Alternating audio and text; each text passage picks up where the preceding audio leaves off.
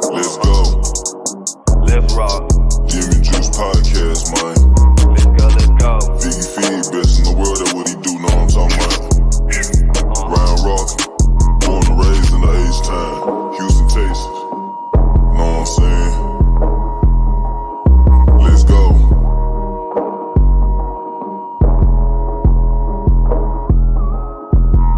Let's go in the jacuzzi, smoking threats. I got my feet up. Cut them haters off, I told them beat it. I don't need you. Spend 50 racks in cash, but it's all good. I got my visa. This rolling got them staring at me like the Mona Lisa. My ghetto, nine Keisha. I beat it like a creature. She always like my sneakers. These Jordan 5 pink aces. Let's go. I'm knocking them down, back to back in the row. He really the one, but they already know. So none of my chains go put on the show. Giving out gems, sipping my juice. Counting the beans, addicted to ends. Need it back in on whatever I do. We get it in on the daily. I get it rocking like this with the 80. We really 10 toes down on the page. What's up? We about to see what they saying. Rockin' gems, sippin' juice. Rockin' gems, sippin' juice. Rockin' gems, sippin' juice. Rockin' gems, sippin' juice. Let's go. Gems, sippin' juice. Rockin' gems, sippin' juice. Rockin' gems, sippin' juice. Rockin' gems, sippin' juice. Go, let's go. What do you have to say to everyone if we still consider the Astros cheaters?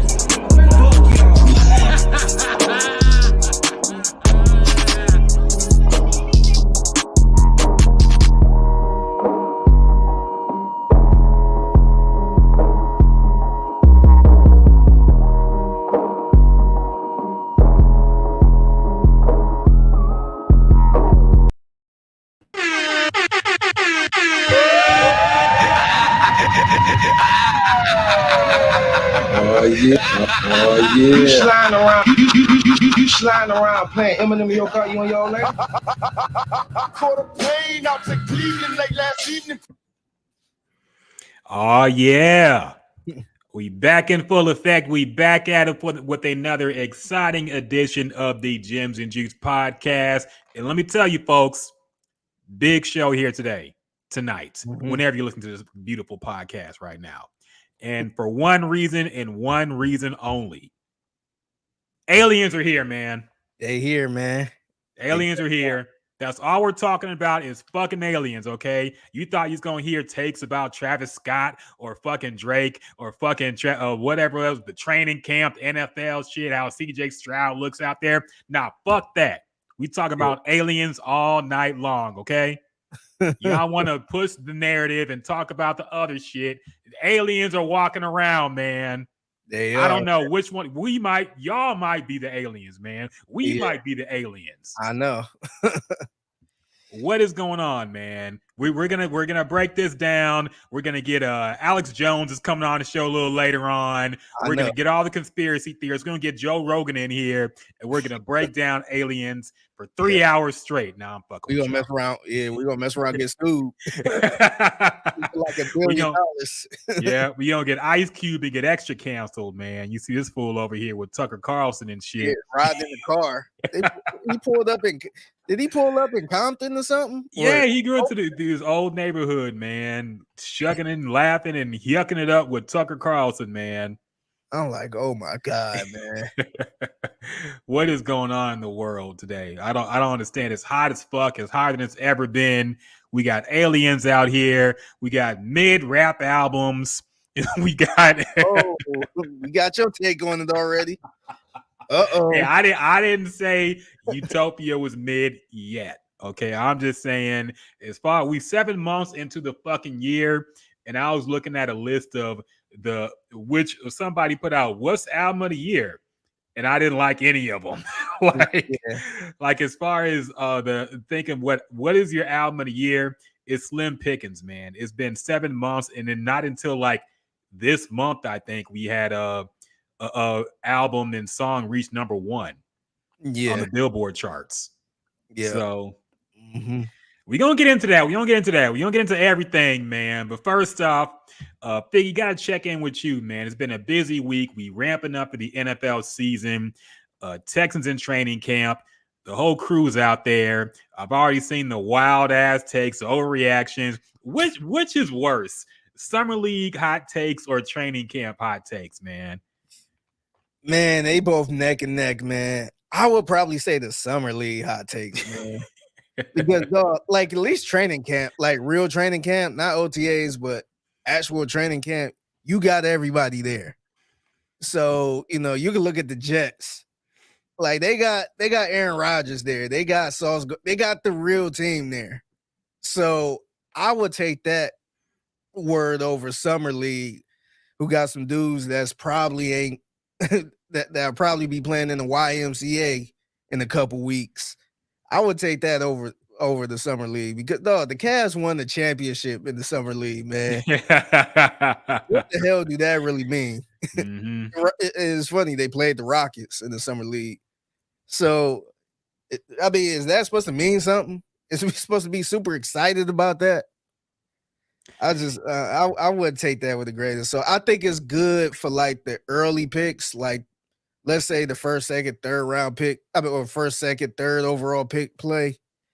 That's your first look at them.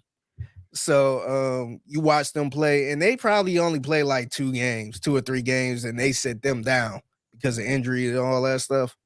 I think it's cool then, but I wouldn't take too much stock into how somebody look at Summer League, man. I think the NFL training camp hot takes are worse, man. Because I feel like at least with the Summer League, you don't have the full team out there. So the biggest hot take you got is, our our first draft pick looks good out there.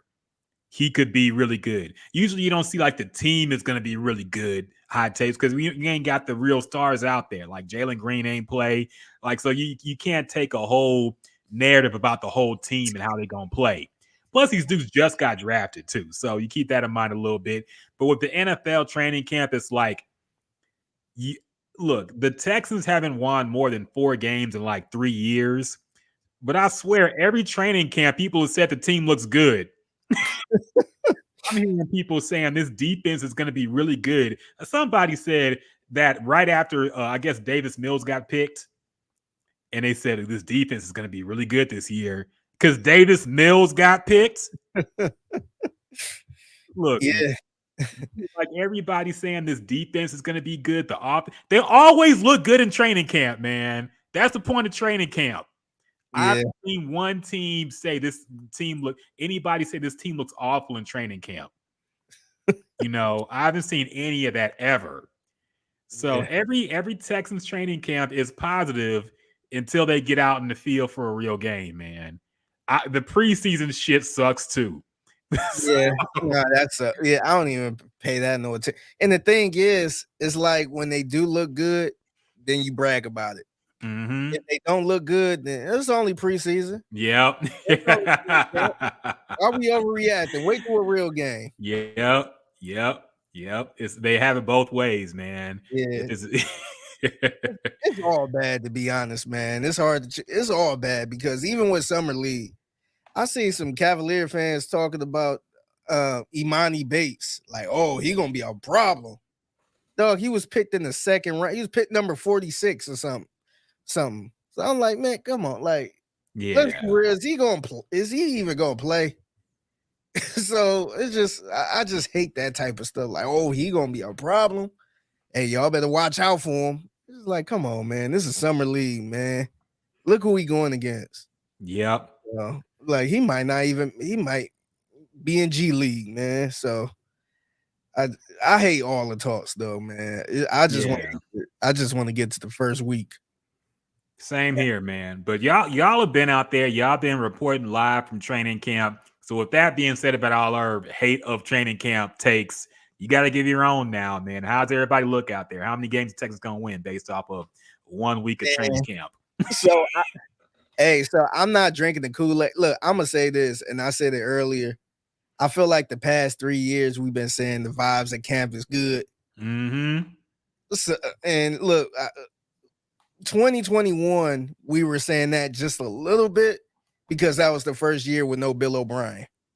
So it's like, okay, everything cool. People seem happy around here. People, all that stuff, and we knew how that season went.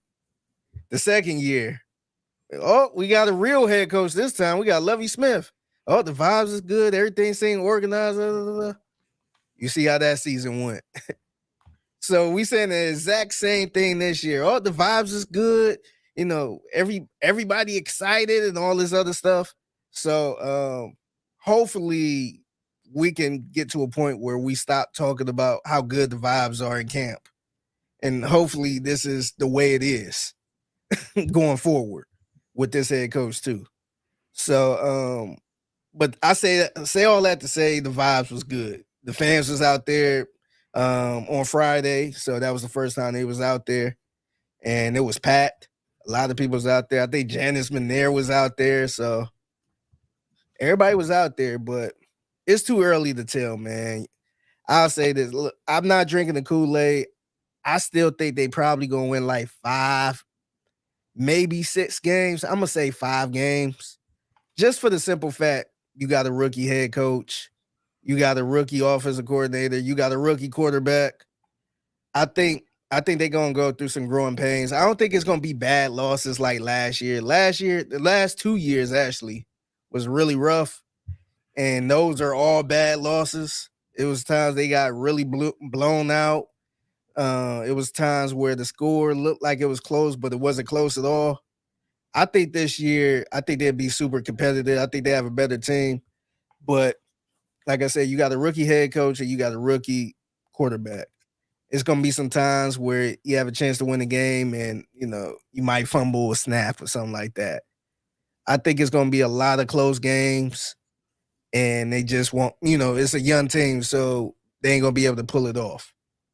So I got them winning probably like 5, maybe 6 games, but a competitive 5 and 6 games. Yeah, I mean that's kind of the safe bet right now. I mean the really the only real plus side is the fact that the division is weak. So it really feels like anybody can win it. So that's the plus side. But yeah, we do. It's a very young team with a young head coach. So yeah, we gotta just understand these are growing pains we got to go through, and proceed accordingly. But the hot takes about the defense, I don't want to hear it, man. I don't want to hear shit until we get to week 1, okay? Because I swear for the last 3-4 years, everybody been talking about how the defense, how the offense, how Davis Mills looks good out there. And then we get to fucking week 3 and we ain't won anything. So, yeah, man. I hold the hot takes. We see y'all in the comments. What's up, everybody? What's up, Miguel? Of course, starting off with a hot take about some shit that happened on In the Loop. So you got to explain this to me, Figgy. What's he talking about when he says, shout out my guy Landry, he 100 AF, going head-to-head with the general, not backing down on his lying ass. Now, I have no idea what he's talking about, but I'm going to take a guess and say it has something to do with the Titans and the Oilers colors. Does it? Okay. Yeah. So John McClain, you probably seen his tweets of him pretty much being excited about the throwbacks, and I think he mentioned like Houston fans didn't give a hoot when the Titans left, or when the Oilers left Houston, and all this other stuff kind of caused an uproar. But John was on our show Tuesday, and it was pretty much John Lopez versus John McClain, 2 guys who've been here for years and covered the team for years. And they wouldn't back it down, man. John kept saying people here didn't care when they was here back in 1995 and 96. They didn't care until the I guess the Oilers became the Titans and all. He's saying a lot of stuff that a lot of people say that wasn't true. So Lopez and Landry, they pretty much went at him toe to toe, pretty much saying, nah, you lying. So it got pretty heated on the show. Yeah. I might have to hit the rewind on that Odyssey app and run that back, man, because I didn't catch that. Yeah. So McClain was mad that Landry was pretty much called him a liar. Damn. And he got mad, and they kind of had to talk it out during the break too. Okay. Yeah, but yeah, man, we might as well get into that, man. Let's talk about it. Yeah, the Titans bringing back the Oilers throwbacks. They got not only just the regular Oilers throwbacks, but they got the Love You Blue on there. And they're doing it against Houston as well when they come. Yeah. So they doing obvious trolling. Yes, that's trolling. That's another thing John McClain pretty much tried to deny, that that Tennessee just so happened to bring those back to play Houston or something like that. It's just like, come on, man. That ownership know what they doing. And I wasn't here obviously, but I kind of know what happened. And Bud Adams had something against the city of Houston because they wouldn't build a new stadium or whatever the case was. He wanted to move. So he had an issue with the city of Houston. And I think that trickled down to his daughter. I think it's Amy Adams. So that's what it is, man. She kind of took on after that, having a issue with the city. So they doing a lot of trolling. So I think that's exactly what it is. Yeah, and I can't really speak on the attitude of Houston when the Oilers left because I was too young. Like they left in what, 97? I was like 10 years old at the time, man, and I wasn't really paying attention to football like that. So I can't really speak on whether the city didn't support them enough. I know my mother loved the Oilers. My dad was she loved the Oilers and the Steelers. My dad was a Cowboys fan. He didn't really fuck with the Oilers, but my mother loved the Oilers. And of course, her family did as well. Our family did as well. And look, the colors, the icon is iconic, man. That's one thing I can say for sure. Like even after they left, you had everybody had the hats with the logo on it. People had the slabs with the colors on it. Like that Oilers logo is iconic Houston type shit, man. Yeah, I just bought an Oilers starter jacket. Yep. It was damn near brand new. It still had the tag on it and everything, man. Like this was fly. It's clean, man. It's clean. And I like the colors. I think that's just, we identify that with Houston. Now they left and you can debate until whenever about the reasons why they left, if they were supported enough, whatever, blah, blah. But the colors and all that shit, that is Houston. That being said, man, I don't really look. Technically, they have the right to do it. And if they didn't do it, nobody could do it. Yeah. You know, it's not like the Texans can come out with Oilers. They can't. We can't really honor we can't honor the players like that because they didn't play for the franchise. Mm-hmm. And the only way they can be appreciated really is I see some people get mad at like Warren Moon and people getting excited over it. I'm like, why? The Texans can't really do anything for Warren Moon and the former Oilers because that's a different franchise now, man. The only way it can be recognized is if the Titans do something like this. And it's either this or nothing. So I'm not mad at it from that perspective. It's obviously trolling the fact that they're doing it against Houston now. Yeah. Yeah. And I think people got to read between the lines. Warren Moon is still somewhat active. He have a relationship with the Titans just off that strength of him being a former Oiler. So why would he sit there and say, hey, the team should be in Houston? Like that's kind of messing up the relationship. Now you do see a lot of former Oilers who don't have probably the best relationship with the Titans. That's probably more vocal about the team should still be in Houston or Houston should have the colors instead of Tennessee and all that stuff. But I think it's all politics, man. I think, and I totally get it. And I'm not mad at that either, man. The only thing I'm upset about is I hate how it went down. I wish the NFL would have did something to keep the franchise. I feel like if you move to a different city, I feel like you should start fresh. And that's hard to say because like the Raiders moved to Las Vegas and it was a smooth transition. And they probably gonna stay the Las Vegas Raiders forever. So I don't know if Oakland will ever get a team, but they can't be the Las Vegas they can't be the Raiders anymore.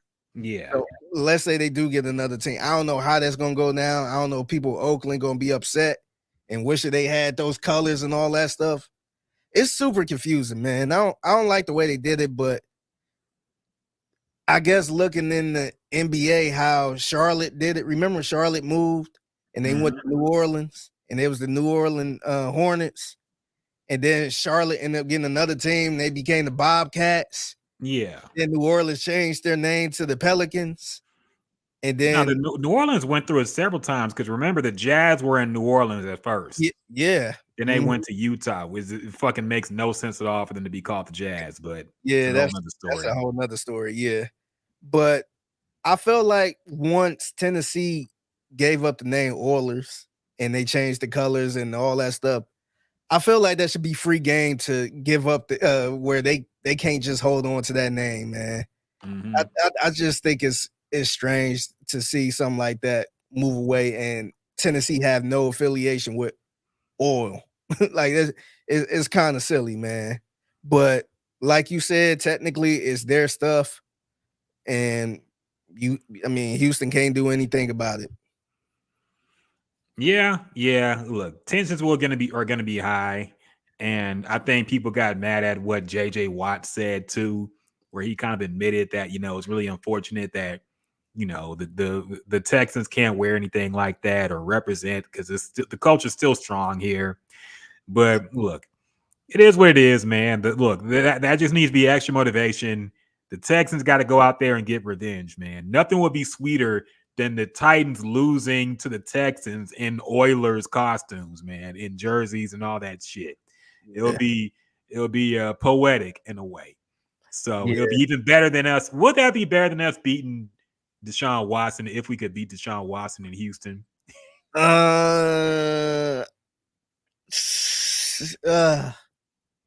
It might be. It's close, man. Because before these throwbacks came out, I would have said that the number one game is the Browns. That would be number one. But the way it been this week, Browns might be number two because people been talking about this for a long. I mean, people been talking about this all week, man. Yeah, I've seen a few people say they rather beat the Titans in uniforms than the Browns at this point. Yeah, I mean, I think if CJ Stroud ends up being pretty good by the time we have the Browns game, I think a lot of the salt of Deshaun Watson leaving will be gone. Yeah, I agree. So I think if he's doing bad over there and the Texans are doing better or at least CJ Stroud looks good out there, I don't think we're going to be as salty about that. Like, we'll still, of course, want to beat them, but I don't think it's going to be as high. Yeah, exactly. Yeah, honestly, I think I think Deshaun Watson could do good, but if CJ Stroud is good, where it's like we don't really miss Deshaun Watson. We got another quarterback. We good over here. Exactly. Then I don't think that would matter either. So it's very unfortunate, man. I hate that because there's a lot of Oilers fans here, or people that was fans of the Oilers. I just hate the fact that some people, because you got two people. You got people that's saying, "Hey, we should get the colors back." That's not fair. And then you got the other people, "Stop crying. That's not your colors." It's like you can't take those memories away, man. Like the Oilers played here, so you can't get mad at somebody being upset that they don't have those colors. That Tennessee get to use those colors, and they've been watching that team all their life. So it's very unfortunate. I wish the NFL can really do something about it, but they can't, man. Unless Amy Adams pass away or something and her kids take over and the kids don't really care about it and they work out something, but that's a long stretch. Yeah. I just think there's nothing you can do. I guess the best way to get rid of all of that is the Texans need to win and build their own legacy. Yeah, that's all I can do. But at least it made for good content on the radio because I know it's been dry with no real action, no NBA, no NFL yet, and baseball. There's been baseball to talk about, but it's still not, postseason time yet. So at least it made for some good content. We see y'all in the comments as well. What's up, Mad Wine Chemist? We see you in here as well. Miguel also said her loss was number one. That was last year with Drake and 21 Savage. That wasn't this year. Yeah. I think Lil Uzi Vert was the first rapper to go number one with the album and songs with that mid shit. Yeah, I wouldn't even look at that as a damn rap album, man. Yeah. That was some Yeah, it punk. was a rap rock. Yeah, Whatever the fuck that was, man. And sidebar, he also, I guess the feedback was getting to him because he posted something like, "Wow, it's crazy how I went number one with an experimental album." Now he's coming with another album. Apparently, he's calling it like Barter 16, and he's been doing a press run with Birdman, acting like a Young Thug. And I'm like, I don't know what's going on here, man. I wish rappers stop doing that. Whenever they drop something and they get a lot of criticism for it, oh, that was me experimenting. Yeah. Oh, that was an album for me. That's my that favorite one. That wasn't my real project. My real project is coming.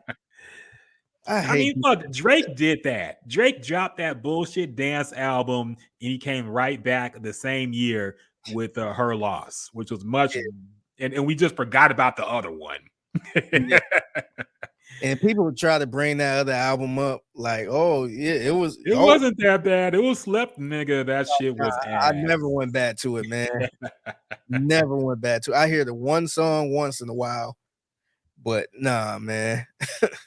Yeah, nah, that shit was ass, man. But yeah, I guess Lil Uzi is trying to do that with this last release. He's trying to double back and make like a serious album. Like, all right, man, whatever. That is irritating, man. Yeah, I hate that too, man. Matt Wine Kenneth says, I feel like the only thing preseason shows you is what the team depth looks like. Yeah, I would agree. Drunk says, to name a team, the Oilers shows just how crazy that oil money is. Yeah, of course, man. And that was what we were known for back then. Drunk says also, Will Levis gonna have 300 yards, 3 TDs in the Oilers jerseys. That would really be the worst, man. That would really be the worst. That would actually be hilarious, man. Motherfucker, second round quarterback light up the Texans. That would be just the bottom of the franchise, man. So that means he would be lighting up CJ Stroud, who was the second overall pick. Oh, that would be bad, man. That would be very worse. That's worst case scenario. That's worse than Deshaun Watson lighting us up, man. Honestly, yeah, that would be worst case scenario. Us getting lit up by Will Levis.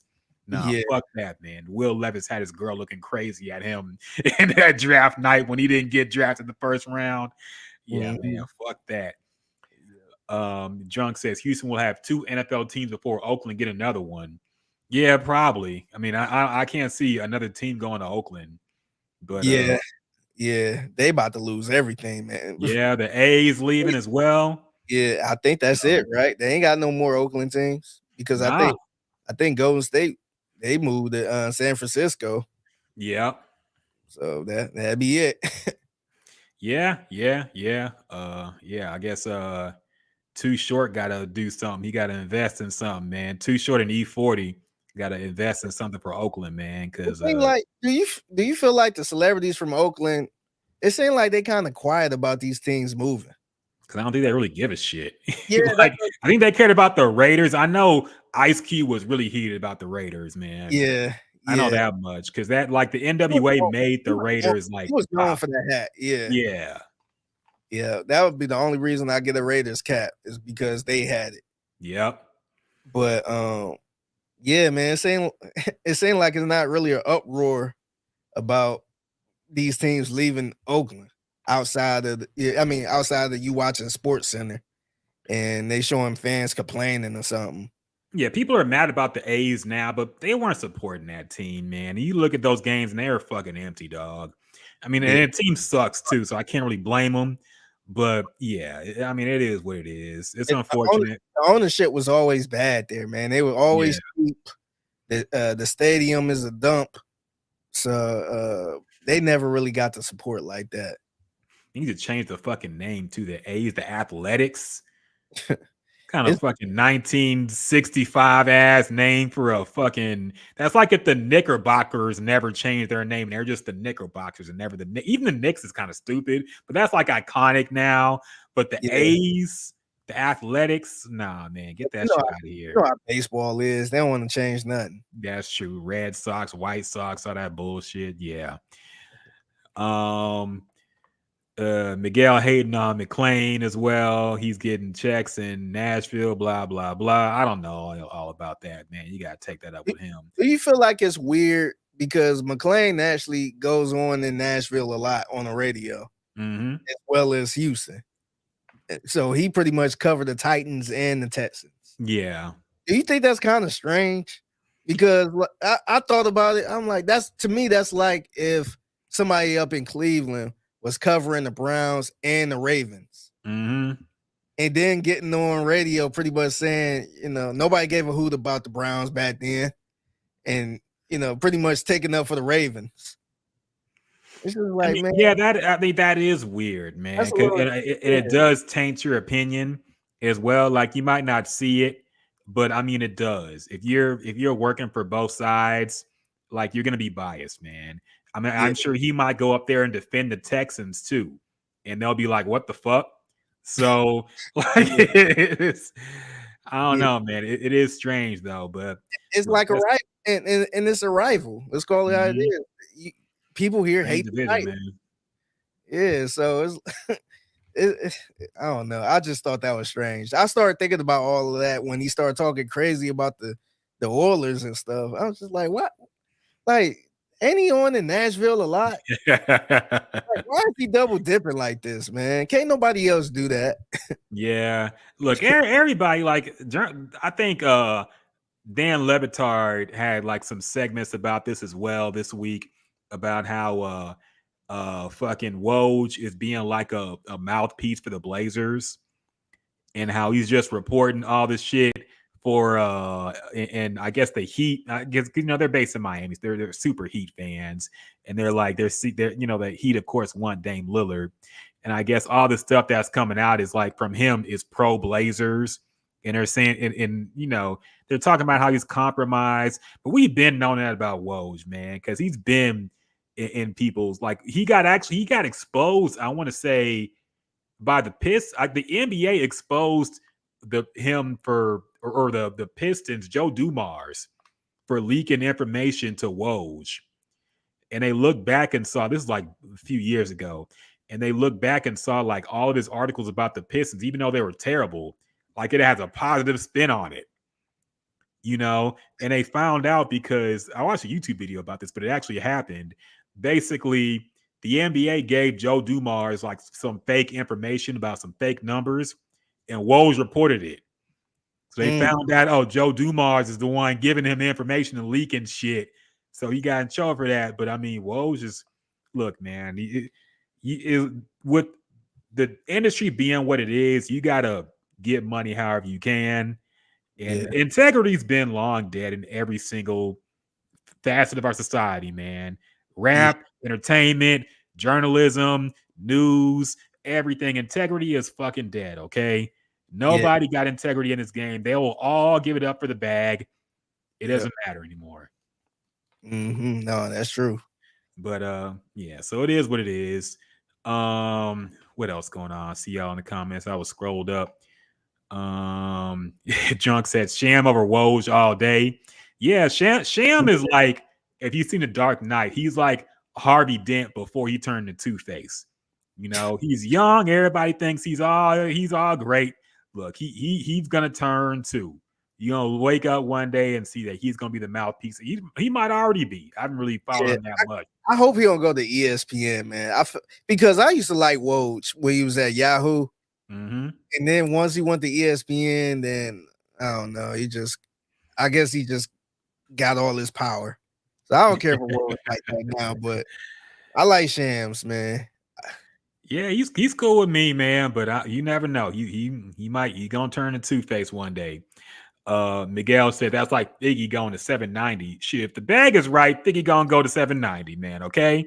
But the difference is, imagine if I was doing both.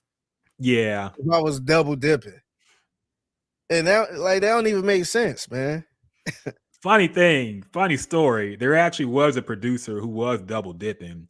And somebody snitched on him, and I was actually mad about that because I was like, "Look, man, this dude. We as producers don't get paid shit, okay? Especially as a part-time producer, at 6'10" is not a living wage, man. You'll make more working at fucking Walmart. So the fact that he was working part-time over there as well, I was like, get your money, King. But somebody snitched on him. I'm not gonna say who, but Yeah, somebody snitched and got him fired from 6'10". I didn't like that. I remember this. I think it was around this time, which was crazy because it was like during training camp. PD that was here at the time. Yeah. Somebody saw him on the sideline for another shirt. Yep. I remember that. I was like, man, that's some bitch ass shit. You don't tattletale on the grown man. Come on, man. That shit was weak to me. But whatever. The person who tattletold is no longer at 16. I'll say that much. So don't speculate on if it was Landry or somebody. No, that person is no longer with the been long gone. Yeah, so don't worry about that. Yeah. You know, I almost got a job at 790.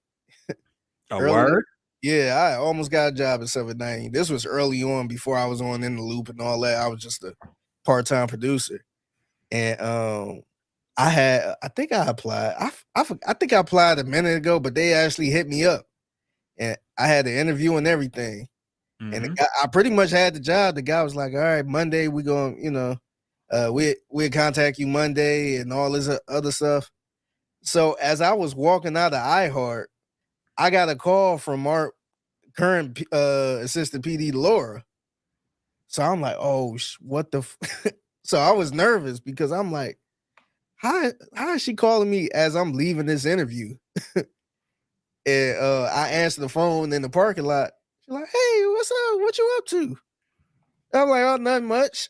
So I'm thinking like, man, somebody must have called her. Mm-hmm. And so she's like, hey, I have a good opportunity for you. I'm like, would you like to work some Texans games? You could, you know, run the board. And I was just like, yeah, I can. She's like, oh, that's cool. So she just called pretty much seeing if I wanted to work more, work games and stuff. So pretty much what, you know, run the local broadcast for the Texans games. And I was just like, what? Like, does she know something? Because I just left this interview. I got this job. The guy told me I couldn't work at 610 anymore. I had to let that job go. So, so I was sitting there thinking like, oh man, what I'm gonna do? Like, I guess I had to let this job go. And she called me, wanted to move me up pretty much, want to get me some more hours and all that stuff. So I'm like, oh my God. But the guy never called me back. So I ended up calling him back and he said they went on a hiring freeze. Yeah. So that was that might have been look, we got moles, okay? We got secret agents in all industries, man. Okay. There's people tapped in, we all talk, and I think somebody got word because that timing is too convenient, man. That was definitely somebody got word. That was scary. Yeah. That was real. I'm gonna ask they knew Figgy was about to leave, and it was like, hell nah. I'm gonna ask. Let Figgy go. Yeah, I'm gonna ask her about that. Like, did you know something? Because she'll tell me the truth now because we super cool. But that was crazy, man. I was nervous as ever. Because, mind you, I was trying to get an iHeart strictly because they got a hip hop station. I'm like, that's my way to get in, and you know, I could do figure out the rest. But I ain't realized that was their competition, 610 competition. So I thought I was going to I was planning on double dipping too. Yep. But money, man. Yeah, I ain't realized that was the competition, so I was gonna have to let one go. So I'm just like, damn. But yeah. I was at 790, man. Probably wouldn't even be here to this day. Yeah, man. But it's funny how things work out. But no, I think, well, I mean, there's definitely former employees on both sides. So people talk. It's a very gossipy industry, just like every industry. And it's very possible that somebody said, hey, we saw Figgy applied over here. And like, uh-oh. So they done made the call. So you know what? It was probably so long ago, man. I don't even know if I was Figgy. I might have been Edward. Oh, damn. Like it was like early on too, man. So yeah, it might have been before that, man. It was the Edward days, damn. Yeah, I think so. I don't think it was a Figgy. It definitely wasn't Figgy Fig. Yeah. But yeah, man, that was crazy though. I was almost at 790, man. I probably would have been trying to get back over here. Yep. That was your titty boy era before you became 2 Chains. Yeah. Um, Miguel also said, "I don't give a fuck about Watson. I want to beat the Titans." Yeah, I think we all feel that way. Mad Wine Kim said the U.S. rappers letting UK rappers beat them. In my opinion, I disagree. I mean, look, outside of Skepta, I don't think I've heard one UK rapper I like. Honestly, man, like they all got this little drill thing going on, and I like I've grown accustomed to it, but the fucking accent, I can't get past it, dog. I can't get past the British accent. It's very hard to listen to rap seriously with people sounding like they came out of fucking 1492. Like, it's very difficult to take rap seriously when people sound like that, man. I'm sorry. The British accent is just too funny to me. And I just, it's just hilarious, You man. mean to tell me you ain't like the way Drake was rapping in that freestyle? Dog, I cut that off when he said combination. I was like, yeah, Drake is trying to jump on that wave. He's been on that wave for a while, Yeah, honestly. he had been, yeah. But it's just it's getting embarrassing for me, man. Like the international Drake shit is just the fuck yeah, the Jamaican accents, the British accents, all this shit is just the yeah, I can't take it. He said Jim Mudd. No, it wasn't Jim Mudd. It wasn't Jim Mudd. Jim Mudd wouldn't snitch on nobody, man. Jim Mudd, he's a good dude. He wouldn't do some shit like that. Yeah, and look, man, I wasn't on shows heavy. Like people ain't know who I was like this. Yeah, like I am now. So I didn't even know who Jim Mudd was. I'm sure he didn't know who I was. Yeah. So I think he was referring to the person who snitched on the guy who was double dipping. Oh, okay. Yeah, I'm saying that wasn't Jim Mudd who snitched. No, it wasn't him. Miguel said thoughts on Drake interview with Bobby. We'll get to that in a minute. Because there's a lot of Drake news that happened, as well as this verse he has on the new Travis Scott. And with that said, we will jump into that right now. Okay, that is our 40 minutes of sports talk. We covered y'all. We got to move on, y'all, and talk about music and culture and whatnot. And we will start off with the biggest release probably of the year so far, I would say. The long-awaited, probably much delayed new album from Travis Scott called Utopia. Finally, he released it. I want to say it's about 19 tracks long, a lot of features. It features and samples people like George Clinton, as features from Drake, Playboi Carti, Sheck West, Beyonce, Bon Iver, 21 Savage, Sway Lee, The Weeknd, Young Lean, which was funny, Young Thug, Westside Gunn and James Blake, Kid Cudi, Bad Bunny and The Weeknd, Future and SZA, and 21 Savage again and James Blake on the last song. So a lot of music here to take in. Of course, this all is in the wake of the tragedy that happened last year. And so the release of this album has been kind of weird.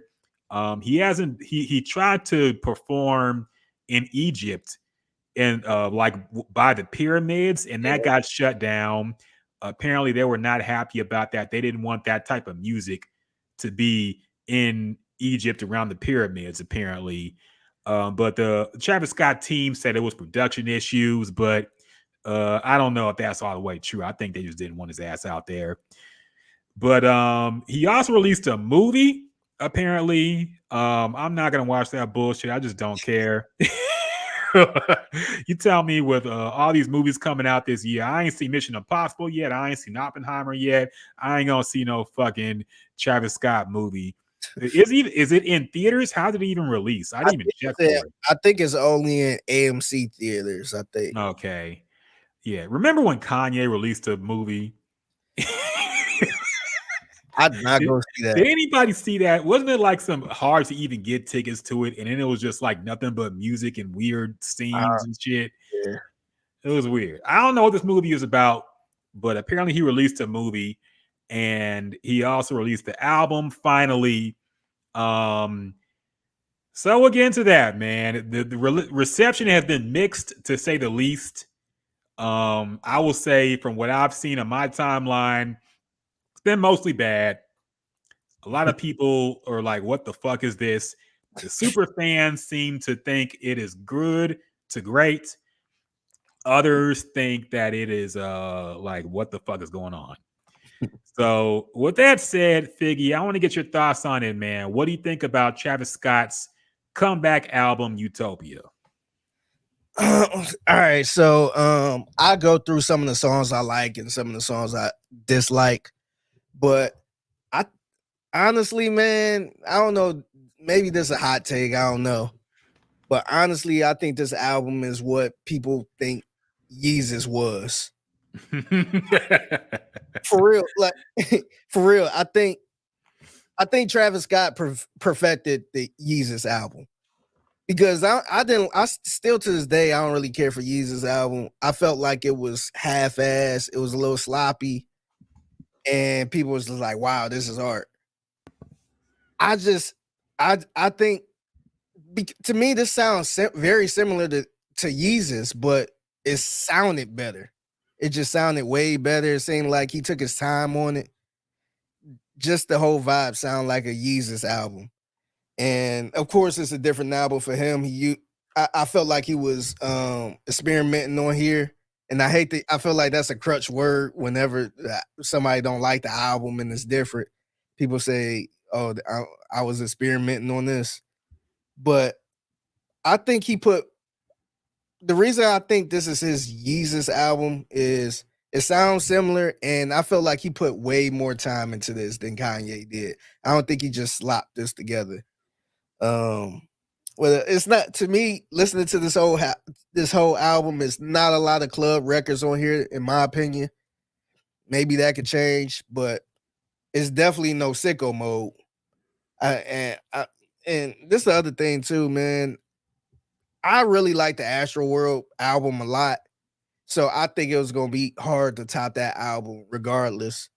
But I just don't think it's even close to being what Astro World was. But I do think, and I don't know, we never talked about this before. We always talk about the club type songs and the trap type songs and all this other stuff. I do feel like a lot of these songs on here are festival type songs. Because for some reason, we see how Travis Scott performs, where it's kind of like a movie a little bit. He put a lot into the production. And these songs, I could see him performing at a live festival. So maybe it would make sense if I heard it in that sense, but it just wasn't really hitting with me like that, man. It was some songs I could get down with, but to me, I don't know. I just wasn't feeling it, man. I feel like this was a below average album to me. I was very underwhelmed, and like I said earlier, I know Astro World is a high bar, but I just don't think it's close. And so some of the songs that I did, the songs I did like was is a Hyena, the first song. Yeah. I felt like that was a solid start to the album. It wasn't my favorite song, but I felt like it was a solid start to the album. And then I want to say I went to track 2, 3, 4, 5, 6. Was just at a snooze fest, man. I was just like, oh my God, this do not sound good so far. And then I got the Meltdown featuring Drake. And that's the song that woke me up. That song, I was like, okay, I hear something here. And I actually like Drake verse on this song, man. To me, I don't know. Remember back when we heard the Pusha T song, the recent one, when he was taking shots at when he was on the runway. I feel like, you heard this song? Do you feel like Drake was kind of rapping in the Pusha T scary story voice? Yeah. I don't know if that was intentionally trying to mock or but yeah, I got that feeling a little bit. I got a feeling from that before I even heard the shot. So I'm like, damn, he kind of doing the Pusha T right now. Just sounding in that scary voice. Yeah. So I got a kick out of that. I like the song Fiend. That was the song with Playboy Cardi and Sheck West. Mm-hmm. I like track 10, I Know. That was a cool song. I like Lost Forever. And then I like the last song to Till Further Notice. But outside of that, man, everything was rough, man. My number 3, I think it was Modern Jam. That was a rough song. I think the worst song going here to me is the song with Beyonce, that Del Resto. That song was rough. I didn't know what was going on. I don't understand what he's trying to do. To me, it sounded like a Renaissance throwaway. That song was bad, man. I actually had to skip that song. I didn't really care for My Eyes, God's Country, Sirens. And we didn't get a chance to talk about this last week because I was out sick, so we ain't pod. But I did not like that K-pop song, man. The song with Bad Bunny in The Weeknd. Mhm. I thought that I didn't even realize the album was coming out the following week. So I seen that song, I listened to it, I was just like, I ain't really think nothing of it. I thought it was a throwaway song until somebody told me that was his single. I'm like, oh, that's the single to his album? That's the song he led with? So at that point, I was like, I'm a little worried, man. I'm a little worried. So I didn't know what to expect. But yeah, to me, it was a very underwhelming album. It was below average. And outside of the songs I named, and even some of the songs I named was a stretch. And I don't think I'll go back to all of those songs. But I think it's a red flag that the song with Drake is the best song on there. That's the best to me. That front to back, that's the best song on there to me. And I think that's a problem. Yeah, I think we kind of have the same type of vibe about this album, man. Like when I listened to this, look, I woke up early, I went to the gym, and I put this album on thinking it was gonna get me through the workout. And I cut it off about like 4 songs in because I was fucking falling asleep. It was fucking up my vibe, man. I was like, where are the hype songs, dog? The first song, Hyena, like you said, it was good. That got me into it. I'm like, okay. I don't know how I feel about Travis Scott trying to borrow stuff on this album, by the way. It seemed like he was trying to be more of a rapper than he was like his usual melodic sound that's more about the vibes and shit. I felt like he was really trying to flex his rap muscle. But I'll be honest, man, I don't want to hear that from Travis Scott. I just don't think he is capable of barring us up like that. I don't think he has the lyrics or the delivery to impress us lyrically, man. And his music has never really been about that. You know, it's been more about the vibe, the production, the samples he uses, things like that. I don't care about rapping ass Travis Scott, man. It didn't do nothing for me personally. I don't care about him fucking throwing shots at Timothy Chalamet about the Willy Wonka shit. That shit went out. I didn't even catch that till I saw TMZ tweeted it.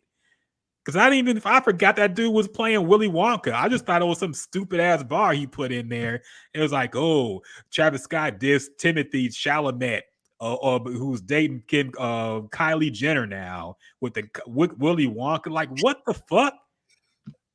You dissing the actor who don't even rap over an alleged relationship? This shit was silly, man. So, like, the rapping part just did do nothing for me.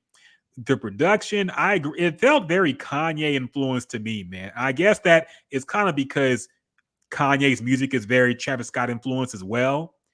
But to me, this kind of felt like some throwaways from Donda or some shit, man. Yeah. Let me ask you this real quick. I'll let you keep going. So when you listen to this album, did you see anybody on the track list, or was nobody's on? And actually, that's a good point because I like that. Me too. I like that because it was a surprise. Yeah, because I was sitting there. Oh, is this him? Is this her? It was a lot of times where I thought it was Kanye, man. Mm-hmm. I thought Kanye was actually on these songs. He was really sounding like Kanye. I don't know which one is which. Maybe Kanye sound like him. I don't know, but it was a lot of times where I thought he had Kanye on the album. With the way the production was and like the tempo of it, it sounded like some extra tracks from Donda or some shit to me, man. And I was that got to me as well.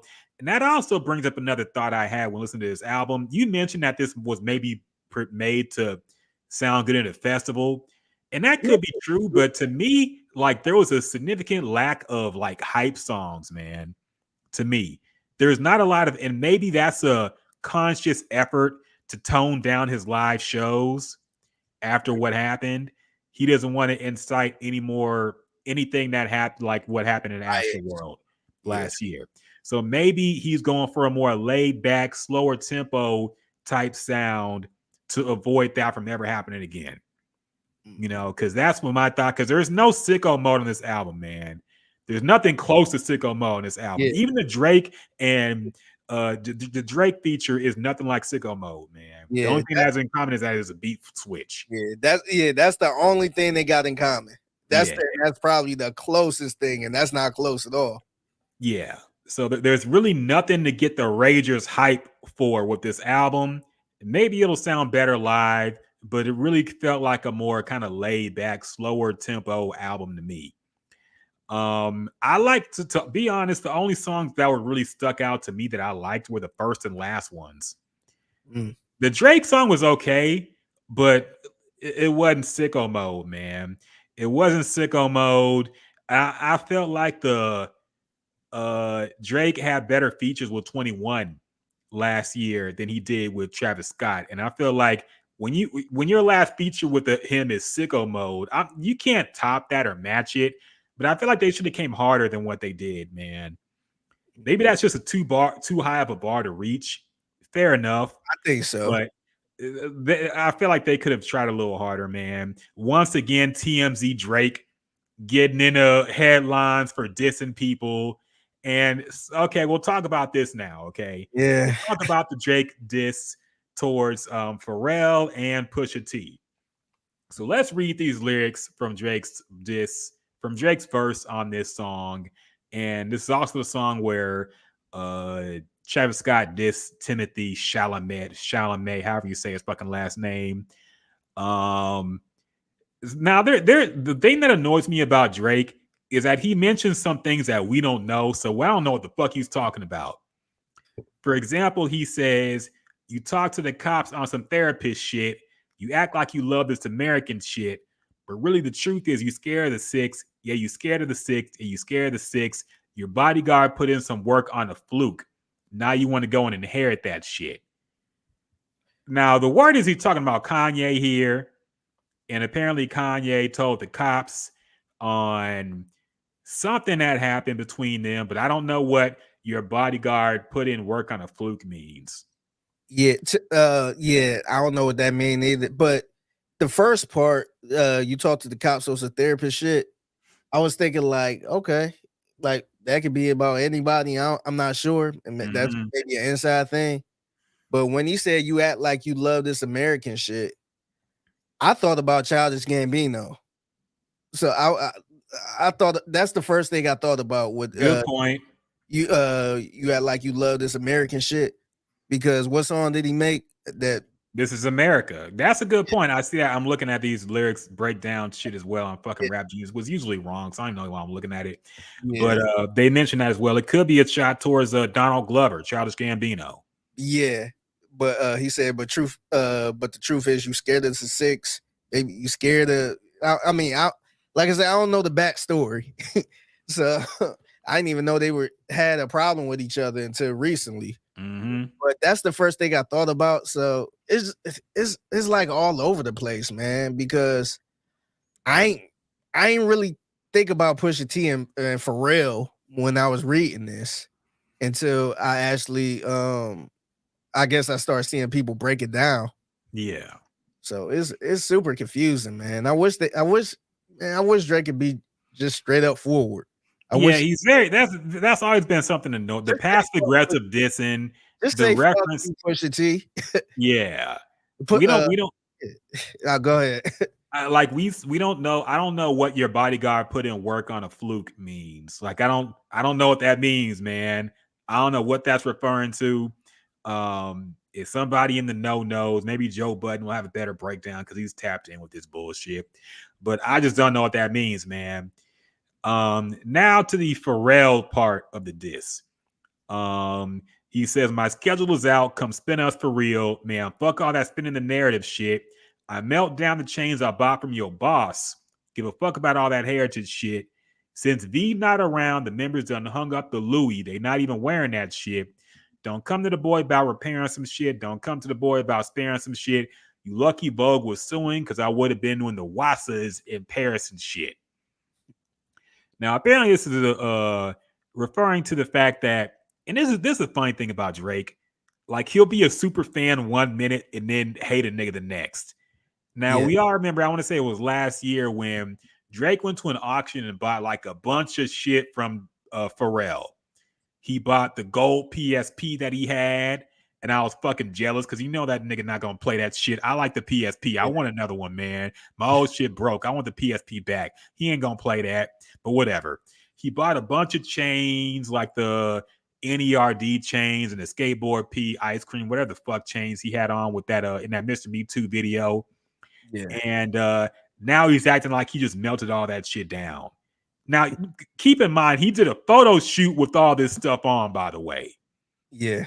So I'm guessing, and he's making it pretty clear, he's upset that Pharrell, who is now the new creative director for Louis Vuitton, I believe, had a fashion show in Paris, and he played the Pusha T song that has some references to, and I don't even know if he did really diss Drake on that. Maybe I didn't listen to the lyrics hard enough, but he played a Pusha T song during the runway show.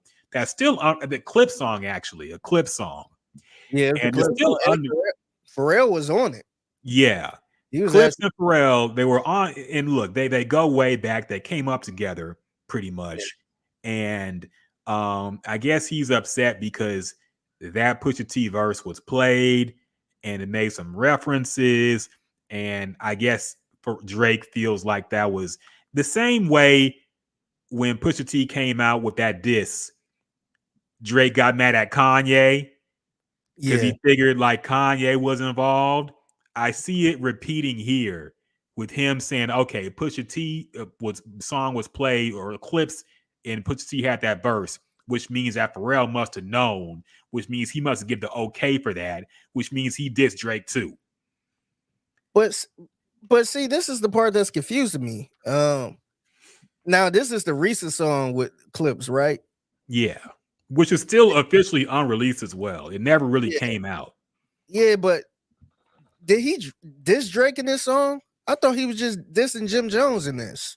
It was a pretty vague Jim Jones diss. I thought like a couple bars and that was it.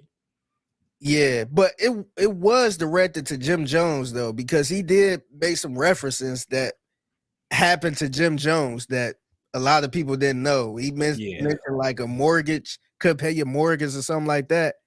And it was known that Jim Jones had lost one of his houses or had to foreclose one of his houses or something like that. And he mentioned like old rappers. Jim Jones is an old rapper. I felt like it was clear that it was about Jim Jones. Yeah. But yeah, that's what's throwing me up. Like maybe I missed a Drake shot in it or something. Well, he said something like you're begging for a feature you're not gonna get. Okay, or something like that. But then again, that's still not like a Drake diss. That's just That so, was I didn't even take it like that. It was more of a Jim Jones diss. Yeah. So Drake acting like he's gonna run up on Pharrell in Paris, but he didn't because Vogue has a lawsuit. Remember, he's getting sued for that fake photo shoot he did for Her Loss. Yeah, which he acts like he was on a cover of Vogue, and then he got sued for that. I don't see how that stopped him from being at the event, but whatever. I think we've said this already. I'm sick of this beef now, man. Jay-Z and Nas didn't beef for this long, and their beef was way more personal. Yeah, they were no more direct. They did not beef for 5 years straight, man. I feel like after a while, they let this shit go and they went their own ways, and they eventually came back together. So the Drake and Pusha T beef, I'm sick of it, man. I'm kind of like, it does nothing for me at this point, unless they really going to go at it, unless Drake is really gonna make a diss track towards Pusha T, at this point, it's really too late because it's been too long. But unless he's really just gonna go full out, I don't really care about it, man. I don't care about the subs. I don't care about dissing Pharrell. And I had no problem with dissing Pharrell. I think Pharrell should have got this for a lot of shit. That New Black shit he was on, the fucking acting like he's a skateboarder when he wasn't, all that goofy shit. I ain't mad at Pharrell getting dissed, but dissing him for this reason is kind of silly, especially when you was on his nuts buying his fucking shit just last year, and now you acting like he the op. Yeah. I'm getting sick of it, man. It's getting kind of silly and childish to me personally. Yeah, and I'm sick of it from both sides, man. I want to hear Pusha T throwing shots. Yeah, I'm just done with it, man. I'm sick of it. I say that was the first headline I seen when I opened up social media. I was just like, oh my god, like I'm tired of that shit, man. And to me, that just shows you that like people trying to minimize the Pusha T diss back in the day. This was 2018, by the way, too. This was it felt like a long time ago. But people trying to minimize that diss like it wasn't nothing, and Pusha T, he ain't really say nothing. To me, this proves that it was something. It was a big deal because he still got issues with this. And 2018, that's like 5 years ago, man. mm-hmm. We should have been moved on from that. And yet we still throwing shots on somebody else's song. It's just like, man, just like drop your song or, just focus on you, man. You ain't take a big hit. You still good. Just leave it alone, man. Yeah, and it kind of goes to my thought that Drake is just run out of things to talk about. So, like, he has no enemies in this game, really, aside from Pusha T, that he really, like, he's cool with everybody for the most part, except for these journalists. We'll talk about that a little bit later. But in terms of, like, rappers, like, nobody really wants to go at Drake. They know it's career suicide to go at Drake. So nobody's really gunning for his throne at all. And it's just, he just, to get the pewters Putin, as Cameron would say, Drake just throws these shots at whoever's affiliated with Pusha T now because he takes that personal. He's like MJ, and I took that personal. Yeah. So I don't know, man. So that being said, I'm lukewarm on this album as well. We see y'all in the comments. Y'all have some takes. Drunk said that Mission Impossible is fire. I want to see Mission Impossible, man. I want to see it. It's kind of fucked up. All these movies came out at the same time because I think they stepped on each other, man. They do. What's crazy is the Barbie movie and the Oppenheimer movie just became like 50 versus where people was like, oh yeah, Barbie blew that movie out the water. See? Yeah. And I was just like, damn, the movie Oppenheimer still did really good. Yeah. I think how much they showed, like 50 million first week or something like that. It was something crazy. For basically a documentary or a biopic about a scientist. Yes, I think it did pretty well, man. Yes. And look, man, like I never doubted the Barbie movie wasn't gonna do numbers, man. Mm-hmm. Is Barbie, I don't think people seeing anything like this. It was a live Barbie movie. So I knew what it was gonna be, but man, I don't think movies can do this, but I would have tried to push it back a little bit, man. Because that Barbie movie just made that Oppenheimer movie look like a bus. Like it wasn't, like it didn't do numbers. And the crazy thing, man, they were made by the same studio, and there's some conspiracy theories because Christopher Nolan directed Oppenheimer. Yeah. Christopher Nolan has like public beef with WB because he made Tenet a few years ago in 2020. It was supposed to release, it got pushed back because of COVID, and WB wanted to release it digitally. And Christopher Nolan was like, no, fuck that. This is made for theaters. I want people to put it in theaters. So he basically forced them to put it in theaters, even though half the theaters in the country were closed. And it took a loss, and they had beef about that. And I think he wants to get out of his contract, but he probably can't. So there's a whole lot going on with him and WB. And I think he probably feels like they tried to screw him by putting Barbie out the same. He would have had the #1 movie in the world if Barbie didn't come out the same day. So I feel like he's got a bone to pick with them. I feel like they might have tried to screw him a little bit because they got beef with him. I don't know, but that I mean it worked because it was a whole thing with them two movies being at the same time. Troy on Facebook, we see you as well, man. He said the Kanye Runaway album / music video was great, but that's not what you mean. No, I mean I was talking about the Jesus is King movie that came out when he dropped that album. And yeah, I think only like 50 people saw it because it was very limited tickets, and I heard it was ass. So yeah. Drunk says, I'm just tired of these superstar rappers letting production carry them. And I have thoughts about that, but I want to read the rest of the comments first. Matt Wine Kimmons says the report finally about Astroworld came out stating his people prevented authorities from shutting down the show. To be fair, that's what the lawyer representing some of the victims said, not the report. I don't think. The report, it's funny that report came out the same day the album came out. Yeah, it's a reason. I thought that was pretty interesting. Yeah. I don't think that was I don't think that just so happened to come out the same day as this album. Yeah. Now I'm looking at the Chronicle. I'm trying to see what it says. Friday's report includes the detective notes from an interview with Scott 2 days after the disaster, during which the Houston rapper recounted what he remembers from the stage. He described being unaware of any abnormal crowd activity during the show, and he only learned about the deaths after he wrapped up the performance. At one point, he said the mood was super chill. And the attorney said basically that the report shows what we already know, that the organizers and promoters of the concert failed to properly plan, valuing profitability over the obvious safety concerns that proved fatal. So, yeah, I mean, it was an organizational issue. I think we all understand that. But if people were upset about Travis Scott not facing charges, I really don't think he knew about this shit, man. Like, we have testimony from people who were at the show. They didn't know about it. Like, a lot of people did not know what was going on at that show until after the fact. Yeah, so. I think, and two, it would be hard for this to hold up in court to prove that he knew what was going on while he was performing on stage and pretty much told them not to help the person who was dying. That would be hard to put on Travis Scott. Now, you could probably put it on his team. You could put it on, I don't know who was the venue, Live Nations or whoever it was. You could put it on a lot of other people.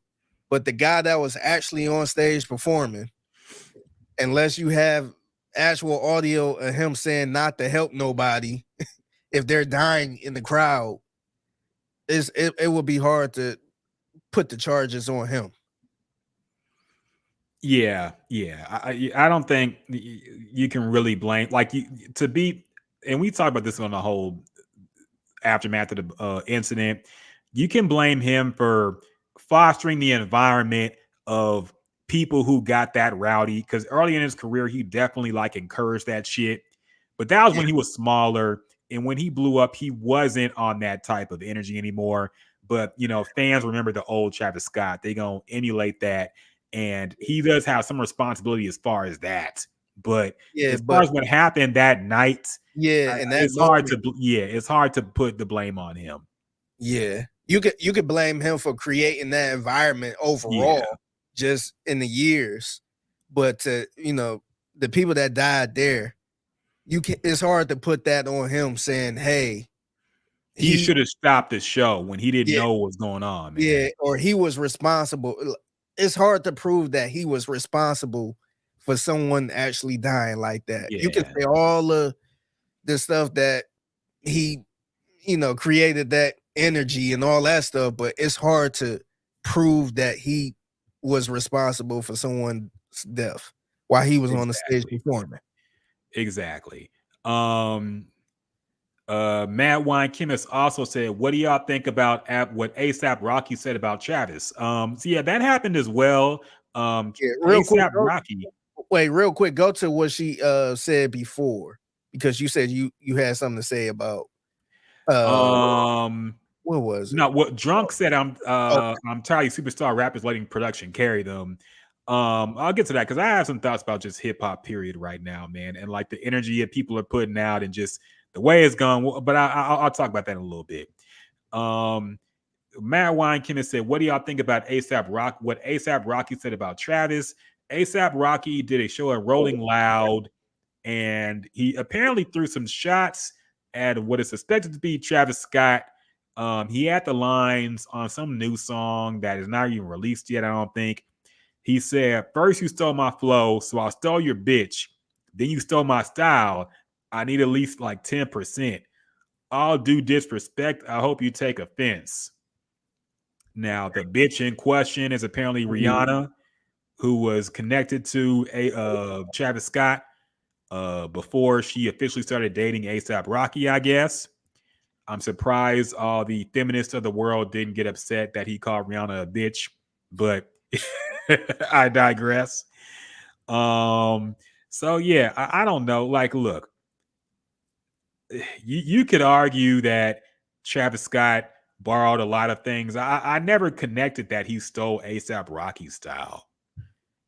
Yeah, You're more of an ASAP Rocky fan than me. Do you think he took some things from him? I think they were very similar. I think what's his name? Funkmaster Flex. I think he actually brung that up too. But this was once ASAP was not ASAP, but Travis Scott was big, so it looked like he was hating. But I do think it was a little bit of similarities, but I don't think they were the same at all, man. I don't think it was the same. To me, I find that comment kind of ironic because we talked about this on the podcast. I think specifically you talked about it on the podcast. Who did ASAP Rocky steal from? Like, where did he get his style from? Yep. Houston, right? Yep. And where's Travis Scott from? Yep. Houston. So a New Yorker, I see somebody tweet this, by the way. It's funny how a New Yorker is saying how a Houston person, a New Yorker who have a Houston flow, pretty much talking about a Houston guy took his style and flow. I think that's hilarious. That's kind of like if somebody in Atlanta started rapping over like boom bap style New York type beats with soul samples, and then somebody in New York did it, and then the Atlanta nigga saying you stole my style. Like, where do you think the style really came from, man? Like, that's a little silly. Or a Cleveland dude rapping like an Atlanta dude. Yeah. And that Atlanta dude, started rapping like what the Cleveland dude is rapping about. He say, "Oh, he stole my style." Mm-hmm. Yeah, man. So I thought that was hilarious, but it's some similarities for sure, but I don't think their music is the same, man. I think, to be honest, man, I thought ASAP Rocky was that dude, and I still like ASAP Rocky, but I felt like ASAP Rocky should have been where Travis Scott is. I thought he was gonna be big. I thought he's gonna be big as Travis Scott, and for some reason the music didn't hit, man. I still like some of the music. Look, man, I still think I still rock with his music, but for some reason it don't hit with everybody, man.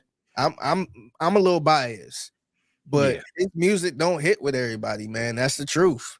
Otherwise, he would still be heavy into music and not making babies with Rihanna and doing fashion and stuff. He also took a long break.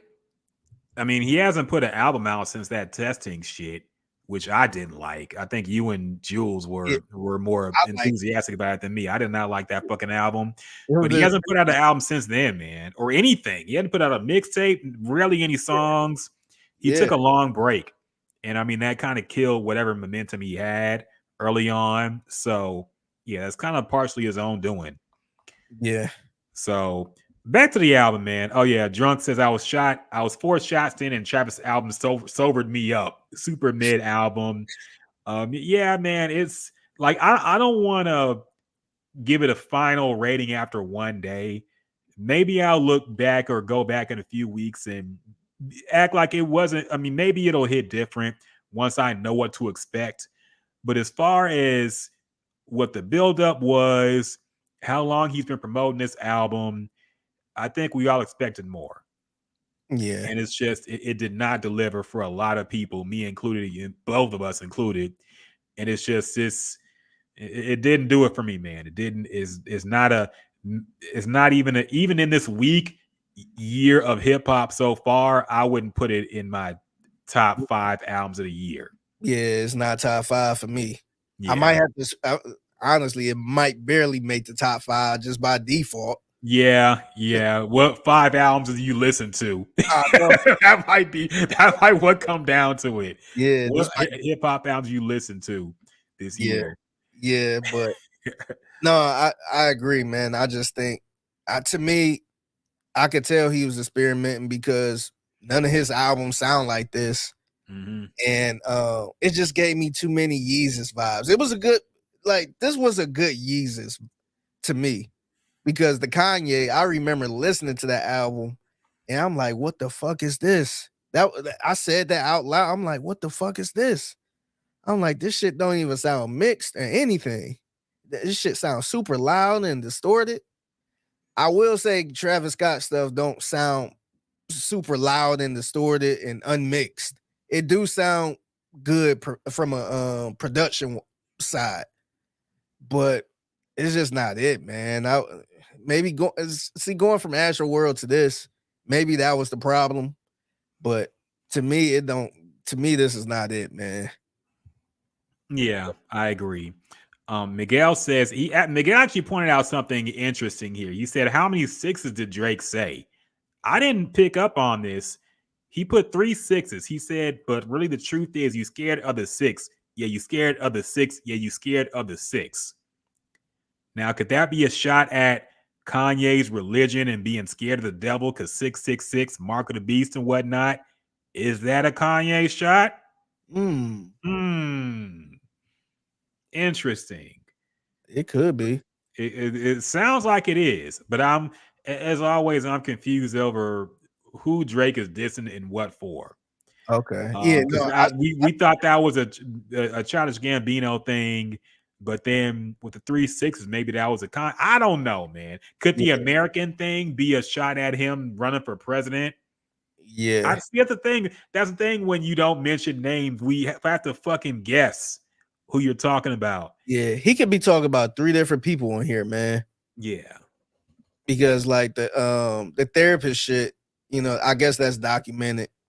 Kanye talked to the police. I don't know. But you act like you love this American shit. That could be towards Kanye wearing the Make America Great Again hat. Or that could be towards Childish Gambino, this is America. Mm-hmm. It ain't no telling, but whoever he talking about, they probably talking about them. Yeah. That's the only person he probably know who he talking about. And but that's just annoying. That's like when you around 2 people and they talking about some shit that you don't know about, but they talking about it so intently and it sounds interesting, but they don't want to say who it's about. But like, so-and-so did this. You're like, ooh, I know he did. Like, don't you hate that when people are having a conversation, you don't know what the fuck they're talking about? Mm-hmm. That's what Drake does on every verse. Yeah. He has a conversation between him and whoever he's talking about, and the 99.99% of the public has no idea what the fuck is going on. So it's annoying, man, how he chooses to go about these little subliminal disses and whatnot. You can say it's clever, but I just think it's annoying. Like, say names or keep it to yourself, man. But whatever. Yeah. Miguel says Lil Durk greater than ASAP Rocky. Hey, I gotta disagree with that. I can't Durk, man. Yeah, I can't think of any Lil Durk album I listened to all the way through, man. At least ASAP Rocky's first mixtape was great. Yeah, I'll put that much. That Long Live ASAP was great, man. It's a classic. Yeah. But Lil Durk might have more quotables though. Lord, I fell down to my knees when the law came. Remember that shit? And that thing where he fucking fell down. That shit was so. Why'd he fall down like that? He fell down in slow motion, man. That shit was so stupid. Yeah. But so yeah, that's all we got to say about Utopia. very mid. Maybe it'll be something that grows with time, and we'll visit it and be like, you know what, that album was actually not that bad. Which everybody does with everything now. To be fair, there'll definitely be some Utopia truthers out there that'll be like, y'all slept on this album. It was like they did that with the Drake. Honestly, never mind. Shit, man. Yes. Oh, y'all slept on it. It was actually fire. Nah, man, that shit's still ass. This might be the same. I'm gonna go back to it. And I can't, dog. That album was horrible, man. I'll bring it up next week to see how I feel about it. But yeah, and that's a good point, because that brings me to the thing about producers being carried by beats in the state of hip hop now. I've been thinking about this, man. Like, I've really been thinking about the direction of hip hop and the way these artists are moving. I'm starting to feel like hip hop is like the Titanic, and these big artists are the rich people who are getting on the lifeboats first. Because I feel like they're trying to leave hip hop, man. Think about it. Last year we had the biggest artists in rap and R&B, arguably in history, release dance albums. Yeah, think about that, man. And look what happened with Travis Scott. His lead single is like some Spanish dance music with Bad Bunny called K-pop. Yeah. Then we had Lil Uzi Vert, who probably had the biggest album of the year at the time, 6 months into the year. And half of it is like hard rock, heavy metal shit. I think they're predicting the end of this sound of hip hop, man. And everybody is desperately trying to get a new audience, because I think, and it's reminding me of that viral clip of Lil Baby on some new song where everybody is like, we got to start telling the truth about Lil Baby. The jig is up. We should have been telling the truth about Lil Baby 3 years ago, At man. least. But now, some people, the funny thing is, some people think that was the peak of Lil Baby.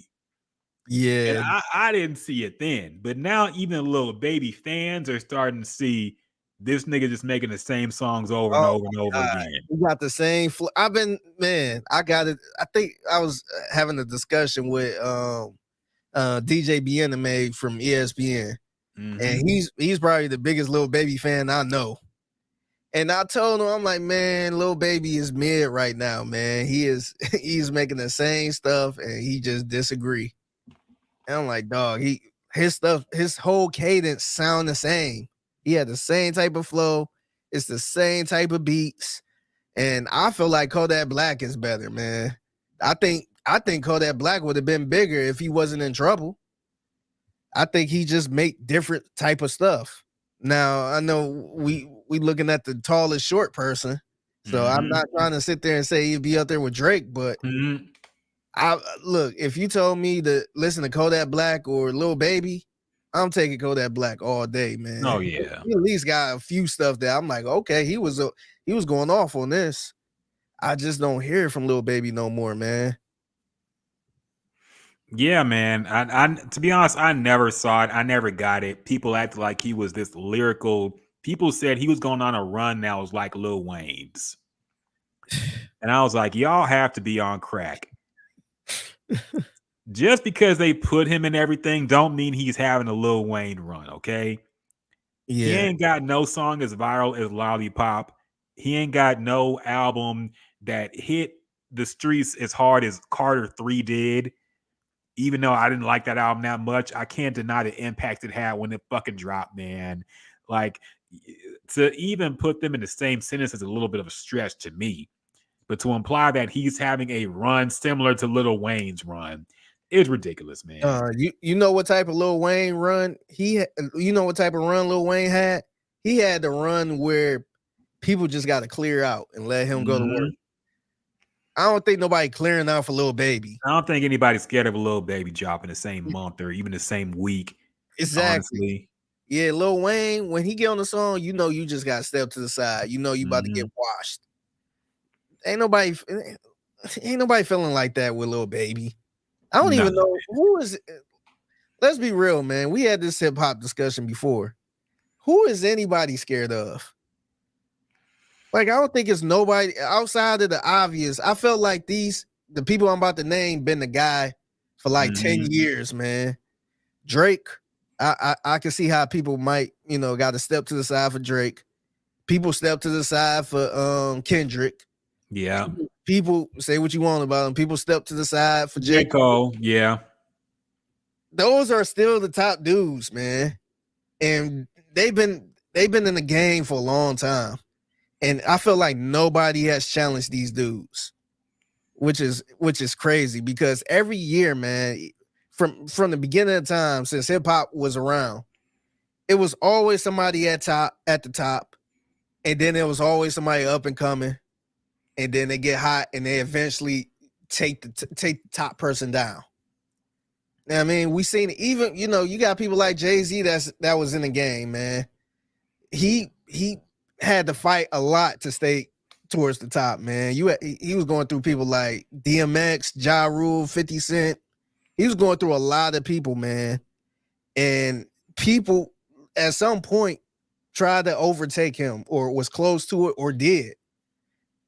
It seemed like it ain't nobody close to that to me, man. Like and it seemed like nobody really wanted. It seemed like everybody just out here just trying to make a song and get money. Ain't nobody trying to be the top dog. And I don't even think Drake, Kendrick, or Cole want to be top dog no more, man. Nah, man. Like they're halfway. They got one foot out the door, dog. Like I said, they're the rich folks that are getting on the lifeboats first. They're getting out of here, man. And they served their time, man. Mm-hmm. They served their time. Kendrick said, "Hey, I'm putting this album out and I'm going back in the house." He ain't trying to be the top dog. He trying to do what Jay-Z do, is put an album out whenever I want to, and then go back and hide or go back to doing some business stuff. Drake, maybe he's still trying to be active out here. He's still doing features and all that stuff. So I get that. But J. Cole ain't trying to do that. He pretty much doing what Kendrick Lamar doing. So ain't like these guys had their moment at the top at some point. It seemed like Lil Baby ain't trying to. That's why I don't understand, man. Lil Baby ain't trying to take that throne. He's just out here just doing a whole bunch of features, dropping a whole bunch of songs and just keeping it moved, just doing it for the bag. Seems like everybody doing it for the bag and not really for the sport of it. Nah, and the truth is, man, nobody wants to create a wave. Everybody just wants to ride a wave now. That's why we have so many rappers that sound the same, that rap the same with the same cadence, talking about the same shit over the same sounding beats, because everybody uses the same fucking 5 to 10 producers for every song. Every song sounds like the last hit song that came out. Like, everybody just wants to ride away. We desperately need something to shake up hip hop, man. Like, maybe this is an overreaction to just a bad year. Look, we're 7 months in, and I'm not really impressed by anything that's dropped, man. Maybe it's just been a down year. Maybe next year will be better. But just from the trend I'm seeing with the biggest artists trying to go into other genres, I feel like people think that this hip hop thing is kind of reached its limit, and they're trying to. The biggest artists are trying to jump off the ship. We need something. We need a new sound in rap. We need something to shake up the industry and something to shake up the sound, man, because everything sounds the same right now.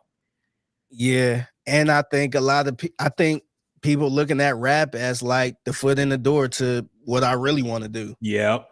Look at Cardi B, man. Cardi B, I don't think she's ever dropping another album. And to her point, why would she? Like, she got everything she want now. And just like I said earlier, I don't think she's trying to be the top girl in the game. I don't think they care about that no more, man. I think they good with just rapping, getting money, doing other stuff. Because look at Nicki Minaj. And she came in the game back when it was competitive, but she came in the game trying to be the top dog. And she came in, we know the history with her and Lil' Kim and all that stuff. It was always that competitive thing where I'm trying to overtake the top. I'm trying to be the top person. I don't know if Cardi B is trying to be the top person. I mean, she only get the vibes of I'm trying to be the top rap person. And and truth be told, maybe she don't have to, but it kind of show you where people mindsets are, where they don't even care about that. They just doing it for the bag. Ain't nobody trying to be the best rapper in the game. Everybody just trying to, as long as the check clear, that's all it matters. So that's why you still have people like Drake, Kendrick, and J. Cole, who is out. Who is still on top, and Drake is the one that mostly put out all the albums. The other two ain't putting the albums out or releasing music like that.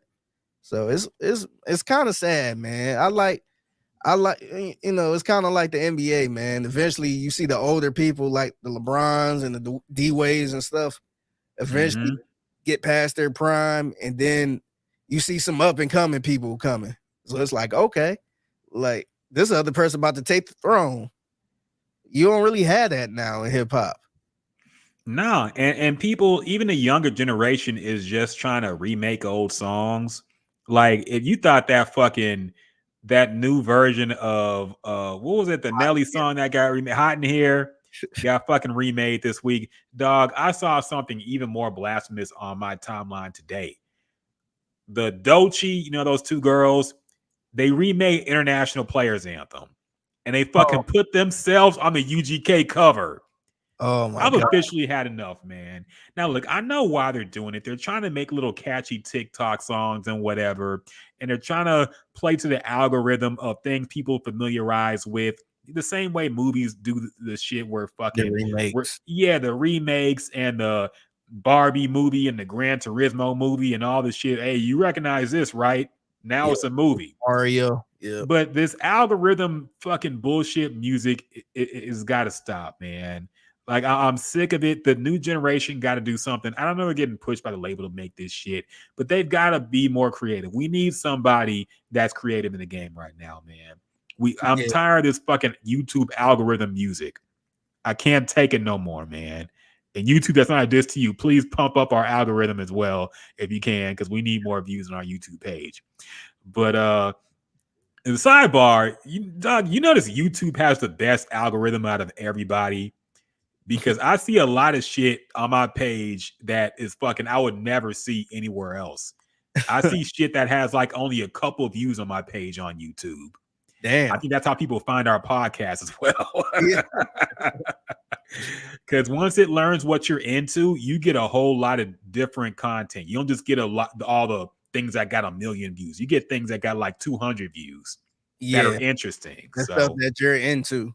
Yeah, shout out to YouTube. I fuck with y'all, but I'm tired of this fucking music, man. I'm tired of this remake everything from the young generation. I'm tired of every rapper got in the same cadence, rapping about the same shit. We need something. We desperately in hip hop need something to shake it up, man. Yeah. Someone needs to shake it up. And I think the issue I had with people, the way they remaking the BS stuff, like the Hot in Here and all this other stuff. To me, and this is my point of how they really don't love the game. They're not doing it because they love it. Like, you can't even dig in a crate. Like, dog, like Hot in Here is still being played on the radio, man. Mm-hmm. It's still in rotation to this day. Oh, you don't have the patience to dig in a crate or even do anything with the creative with the sample. Yes, the same hook. Like, dog, like you ain't got nothing better than that. At least look on that album and see some type of cut that really wasn't the most popping song on the album, and maybe make that into something. But it seemed like people just looking. I don't even know if they just looking at the album. They just looking at what was hot on the charts. Yeah, back in 2002, and let's just remake this. It's silly, man. It's actually sad, and this is one of the reasons why we haven't reviewed music this long. Yeah, that's why we totally took it out.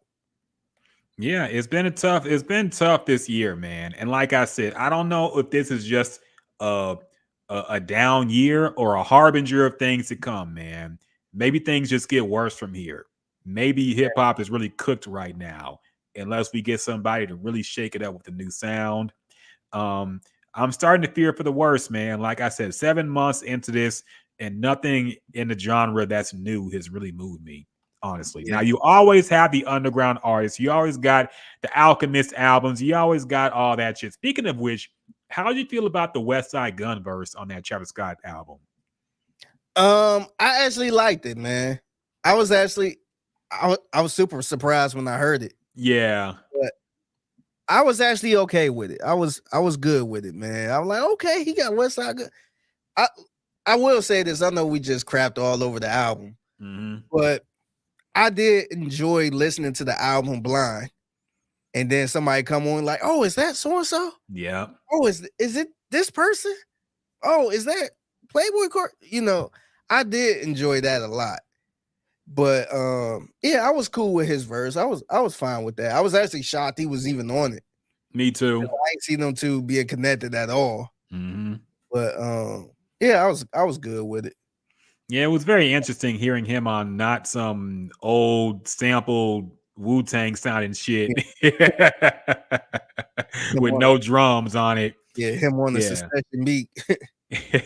Miguel says, good night, fellas. My wife bugging me to watch a show up there. Don't you hate that shit, man? What show is it, man? What is it? Yeah.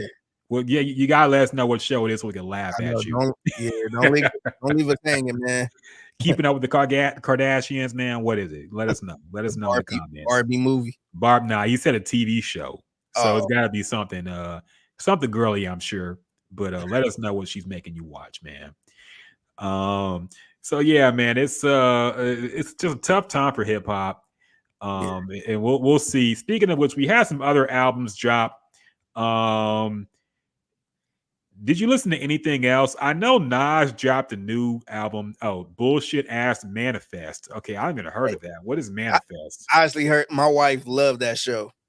She loved that show. I'm not into it. Whenever she watched that show, I go in the other room. Manifest is an American supernatural drama television series. It's on NBC. Wait, hasn't this happened before? It centers on the passengers and crew of a commercial airliner who suddenly reappear after being presumed dead for 5.5. Wasn't there a show just like this? It's a couple shows like that, like man. The 2500 or whatever. Dog, this show has happened like 3 times, I feel. It's a bunch of shows. What the fuck? How many shows have had this exact same plot? Yeah. People reappear from being, and it's always a plane too. Yeah. Is that yeah, Manifest is another show. I think it's on NBC or ABC, something like that, called La Brea. It's a bunch of shows like that. I know I heard of the 2500, I think that was called, that had the exact same plot, and that was like the early 2000s, I feel. Yeah. But dog, how many shows did they make with this exact same? That's hilarious, man. Yeah. That's funny as shit. That show must be raking up, man. Yeah, once they get a good idea for a show, they just fucking copy it and paste it on everything. But yeah, let us know how that show goes, man. Other albums that came out this week and songs. I know Nas did another fucking album with Hit Boy. Did you hear this album, man? Magic 2. I ain't get a chance to listen to it too much, man. But dog, how many songs they recorded, man? It has been 5 albums in 3 years, and also Nas said he's already halfway done with another one. So look, we have applauded Nas for being inspired to make more music. I haven't listened to this album yet because I just don't feel like it. I feel like I've had enough of Nas and Hit Boy. Yeah, I was complaining about Nas not, dropping that much. And remembering the whole DJ Khaled Nas album done and all that stuff that we waited for that for like 5-10 years or some shit.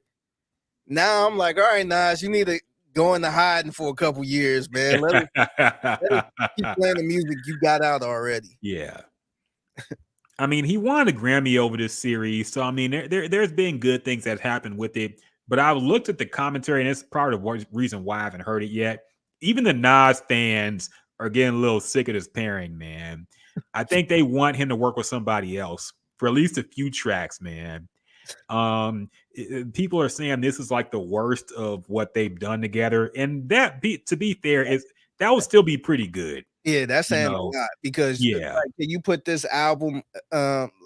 I haven't listened to this recent one, but can you put that against some of his worst albums? People say that's his worst album. Like, Yeah, like Nostradamus. I don't think anybody would put it below that. Like, it'll still be pretty good, I'm sure. It's called Magic 2, but even the naming has gotten lazy, man. You got 3 King's Disease albums. Like, okay, it's a trilogy. Then you got Magic and Magic 2. yeah, That's like, imagine if Nas came out and made Illmatic 1, Illmatic 2, Illmatic 3, and then it was written 2. yeah, He would have been called a lazy ass rapper for that shit, man. But now yeah, it's like the naming convention is getting old. I feel like I'm happy they're inspired to make more music. But I just he got to branch off at some point. Man. yeah, he needs to work with somebody else, man. And I'm sure anybody is a phone call away. He could work with Just Blaze. I'm sure he could work with, I think Pete Rock liked to comment that was hating on this shit as well, because somebody called it loading screen music, which was fucking funny. But I think it's, even the fans are getting a little fed up with this. It's just too much music in too short of a time. 5 albums in 3 years is kind of crazy, man. Let it cook. Let the albums cook a little bit. Because to be honest, I've listened to Magic and King's Disease 1 through 3. I couldn't tell you what was on what. Yeah, And I liked the albums. They were good albums, but I couldn't really tell you what was on what. They all kind of blend together, man, because it's all the same producer making the same songs with Nas. yeah. I think he should have. I don't know if he'd ever do this, but he should really make a project where he work with other producers, like other big time producers, not the Swiss Beats and all that Yeah. stuff. But he should really go in the crate, work with an Alchemist, work with a Premiere. Premiere, work with a Madlib. He should work with a lot of underground good producers, man, and just see how that go, man. I like the Hit Boy and Nas collab, but we got 5 projects at this point, man. Like, this ain't a thing. This ain't Clips and Pharrell. Mm-hmm. You know what I mean? That's the funny thing. Like, they're basically a group now. Yeah. Nas is like a group. They're like Mobb Deep, basically, man. Yeah. Or Pete Rock and CL Smooth. Yeah. It's Nas and Hit Boy for the last 3 years, man. Yeah. I think he should. And it's crazy because he be on all type of other production. This ain't his first rodeo. Mm-hmm. So I think he should branch off and work with some underground art, not the big ones, but the alchemists, the people that's still somewhat underground, that still got like a gritty sound. I think he should experiment with that now. I think this time has passed with Hit Boy. Yeah, man, I agree. Or at least full projects. We don't need a full project. I'm not saying he shouldn't do any songs with him, but a full Hit Boy project, I think that time has passed. Yeah. And also, I mean, with this much music, you really run out of things to say, man. You know, like, how many times can we hear Nas talking about something that just happened, which makes it super dated because you listen to it later on and it's like, what the fuck? Or you listen to him talk about some shit that happened in the 90s or something like Death Row East and all that shit, which is cool. But how many times can you make a song like that, man? Yeah. So I don't know. I think they should let it cook a little bit. I think he should make a full album with a lot more producers if he can. Maybe this is just what he wants to do. And as an artist, if he's inspired, fuck it. His fans will appreciate it.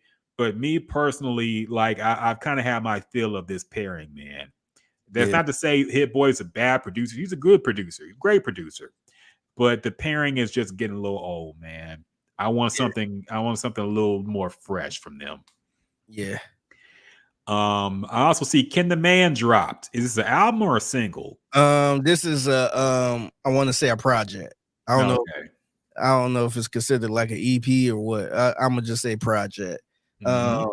I ain't get a chance to check it out like that, but shout out to Ken the Man, man. Yeah, I always got to shout out the Ken the Man, who's probably out of here at this point.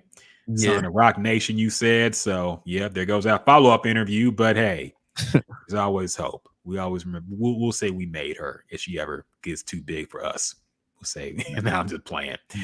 Offset and Cardi B dropped a new song called Jealousy, which I guess officially confirms that this bullshit about him cheating on her was just PR stunt type shit. Because I guess we're playing into that. I ain't listen to this song because I don't really care to listen to this shit.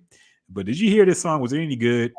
I didn't listen to the song, but this gave me the excuse to play my new drop that I have. You ready for this drop? Go ahead. You sliding around playing Eminem in your car, you ain't all that? You what we call a tender dick nigga. I got it. Why for this though? He was talking about Offset. Remember, he was talking about Offset. Oh yeah, he was. I forgot who that was even about, man. Yeah, he was talking about Offset.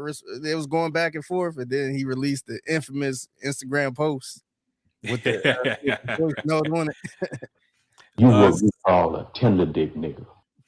Sidebar, there was this YouTube video from this guy, this white guy who goes into like different neighborhoods and makes documentaries about it.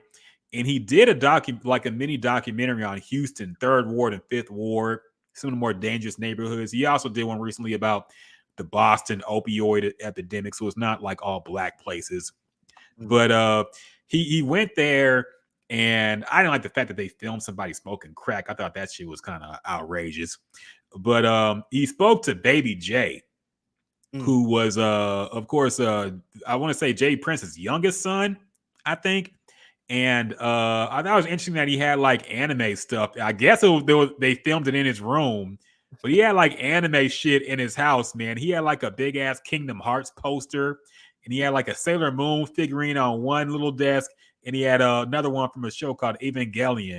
And I was like, dog, respect, man. He's just like one of us, man, or at least one of me.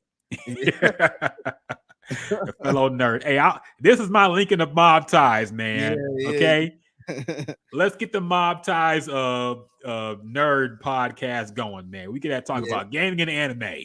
Yeah, we start in. We gotta get Baby J back on, or we gotta get Baby J on, so y'all can nerd it up and talk about the anime shit. This is our way in, man. I'm convinced. Yeah. If he really is about the anime life, we got to slide in there and make some connections happen and get into Mob Ties that way, man. We tried everything else and it ain't worked yet. To be fair, Jay Prince did say we're qualified. Yeah, but I want official access to the events. I want to meet Drake. Yeah. Any means necessary, man. We'll make a anime podcast with Dende and Baby J. Okay, yeah. I'm down with it. Let's do it. Let's make it happen, man. So I thought that was very interesting. Now check it out, by the way. It's only like 10 to 12 minutes long, but it's a pretty good little mini documentary about it. And they talk about 3rd Ward and 5th Ward? Yeah, I want to say, what's it called? It is called there's too many see, I can't fucking find it now, man. Hold on.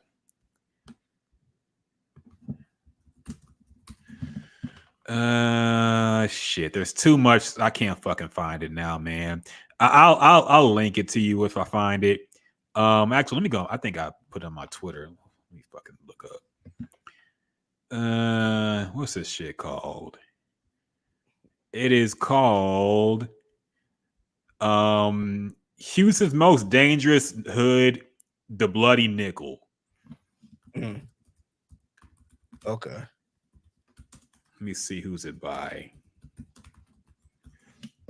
And okay, it's by Brandon Buckingham. It's about like 10 minutes long. By Brandon Buckingham on YouTube. Okay, and what's the name of this? The video is called Houston's Most Dangerous Hood, the Bloody Nickel. So yeah, check that out on YouTube, man. Maybe we could link up with that fellow as well. Okay. But yeah, check that out. Pretty interesting interviews with people and all that shit. Kind of, yeah, some weird stuff going on, but it was pretty chill for the most part. Oh yeah. So Gucci Mane dropped this week too. By the way, he dropped a song called Wappenheimer, which I guess he only named it this because somebody made a joke about how if this was 09, Gucci Mane definitely would have made a song called or an album called Wappenheimer, and they made the fake cover with him with the Oppenheimer hat on and shit. And it was dope because he actually ended up using that art for this song. So I Okay. guess he paid her for the art to use it for the single. That being said, you could tell this song had nothing to do with that. And he just named it that because it was something that went trending on Twitter. Cause I watched the video and it had nothing. There was no Oppenheimer references. There was no bomb references, nothing like that. So modern day Gucci Mane, look, I'm very happy that he got his life together and that he is doing better. He has a family. He's mentally better. He's physically better. But the music is just, I don't need to hear any more of it. Yeah. Okay. Sober Gucci just don't hit the same, man. I hate to say it because it sounds destructive, but this new Gucci Mane, I can go without music wise. Yeah, I kind of gave up on Gucci, man. Whenever he drops something, I usually try to check it out. This one, I'm like, no, I ain't doing it again, man. That's it. Somebody got to come out and tell me, hey, no, this shit is hard. This is an old Gucci back. If I don't hear that, man, I'm not checking it out. No, I agree, man. I agree. It's new Gucci Mane is just not for me personally. It ain't the same, but like I said, it's not a bad thing for him. It's better that he's doing better, but I can't fuck with it no more. Okay. Now it's time for some topics, man. We got a lot to talk about and not a whole lot of time left. So we're gonna speed run some shit that happened this week. This past couple of weeks. We talked about NFL training camp already. So it's time to talk about the aliens. The aliens are among us. Okay. What the fuck was that? Aliens. What the fuck is that from? I got a setting on mine. Oh, that's a voice changer. I thought that was a drop. I was like, what the fuck? Aliens. You are in the fucking building. Greetings. I am Nelmar, that fucking that Devin the Dude shit. I'm Nelmar from the planet Zeldar. That's just too funny. So yes, if you haven't been following along, a former U.S. intelligence agent had a congressional hearing, or he had a court hearing where he testified under oath that the government is in possession of UFOs and non-human bodies, quote unquote, that were found in these UFOs. And they have weapons that have hurt people that they've tried to test it on or whatever. And he was kind of vague about the specifics, but he did confirm that much. So now we have official confirmation that there's aliens here, man. Yeah, after years and years and years. So what are your thoughts about aliens, and why do you think nobody seems to give a shit, Figgy? Man, I think nobody give a crap because it's social media and we all here for the jokes. I seen everybody just joking around like, oh, when do these aliens have a fat ass? What y'all gonna do? Or I'm gonna be partying with the aliens tonight. Or we gonna turn up with the aliens. I seen all that stuff, but I think we in a time where I guess unless it actually do something, then it's no point of taking it so serious because we haven't seen anything. Maybe they have, but we haven't seen anything. So now it's like running with the jokes that have been going on for years. So I ain't gonna lie, I'm a little afraid, man. It's a little scary. I'm kind of curious because it's always the aliens and all that stuff always seem like a fictional thing.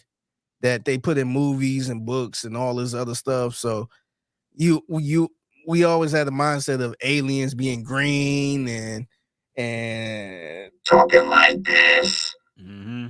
and I don't know, when if they not green, and when if they don't talk like that, when if they're just clones, because we always been hearing years about, people possibly being cloned in other countries and all this other conspiracy stuff. What if those people came from another from outer space or somewhere, wherever the aliens came from? So I have a lot of questions, man. I don't know if they're gonna be answered. I don't know if it's a threat towards us, but I ain't gonna hold you. It's a little scary, man. It's a little scary. It is. The reason why nobody's taking it seriously is because we live in the society of pictures or it didn't happen. Okay. Unless we have videos or pictures of something, we don't take it serious. Remember the Ray Rice thing? Nobody took that serious until the video came out. Like, there's a lot of things we don't really give this enough attention to unless we have visual proof. And to that end, I'm ready for the fucking pictures. I know once they release the pictures of the aliens, it will drastically change our society, man. It'll make all these alien movies and TV shows obsolete. Everything will change. And maybe we're not ready for it yet, but I won't believe it until I see it. Okay. If this is part of the rollout, if this is the aliens rollout that we're going in, I just want to get to the end of it. I want to see them. I want to know what they know. I want to see the technology. Look, man, whoever I'm voting, fuck it. Since this country is fucked anyway, man. So I don't care who's president no more. I'm voting for whoever is going to free the alien information. Okay. On any side, Democrat or Republican, I don't give a fuck. Whoever is going to release the information about aliens, I'm voting for. Because we're fucked either way, man. Okay. Biden told me he was going to cancel 10K of my student loans and it didn't fucking happen. So I don't give a shit no more, man. Climate change is going to destroy us all eventually anyway. We're all fucked. It don't matter no more. I want the aliens. Okay. Whoever runs in the platform of I will let y'all know about aliens, I'm voting for. I want to say Hillary Clinton said something about that at one point. Or some Democrat said something like that. I think it was Hillary Clinton that said something like that. She said she's going to let us know about the aliens. I'm like, yeah, I don't know about that. I don't trust you. But whoever runs on that platform, I'm voting for. Fuck it. I'm ready. We're ready. I want to see them. Yeah. Now, my other conspiracy theory is that this is all a lie. I feel like this kind of reminds me of, remember Osama bin Laden, how they killed him, but they didn't bring his body back and they didn't release any pictures of it. They just said, hey, we killed him. And some people, me included, were like, what? This was the most hated person in America since September 11, 2001. Yeah. And you killed him and there's no proof of it. So my thought is, did this really even fucking happen? All we got is a stories of people who said they did it. Yeah. So this goes to my other conspiracy theory of this is all fake. Maybe the next big disaster that happens, they're going to blame aliens for it. Because look, our climate is fucked up. We got too many people on this planet. Maybe the powers that be have decided we're going to use a giant laser and just cut half of the world population so we can make this world last a little longer. And we're going to say, what the fuck just happened? And they're going to say it was aliens. I'm going down a rabbit hole, Figgy. Yeah, I see. I got to tap in with Alex Jones. Yeah. Look, man. Alex Jones. Look, I feel like this could be the scapegoat for the next huge disaster. The same way Osama bin Laden was a scapegoat. Okay. Yeah. Do you think he never got killed? Is that because we never talked about that? That was years ago. Dog, the rabbit hole about Osama bin Laden goes deep. The question of was he ever even alive when this shit happened has been rose. Some people say he died a long time before he was officially killed. I don't know, man.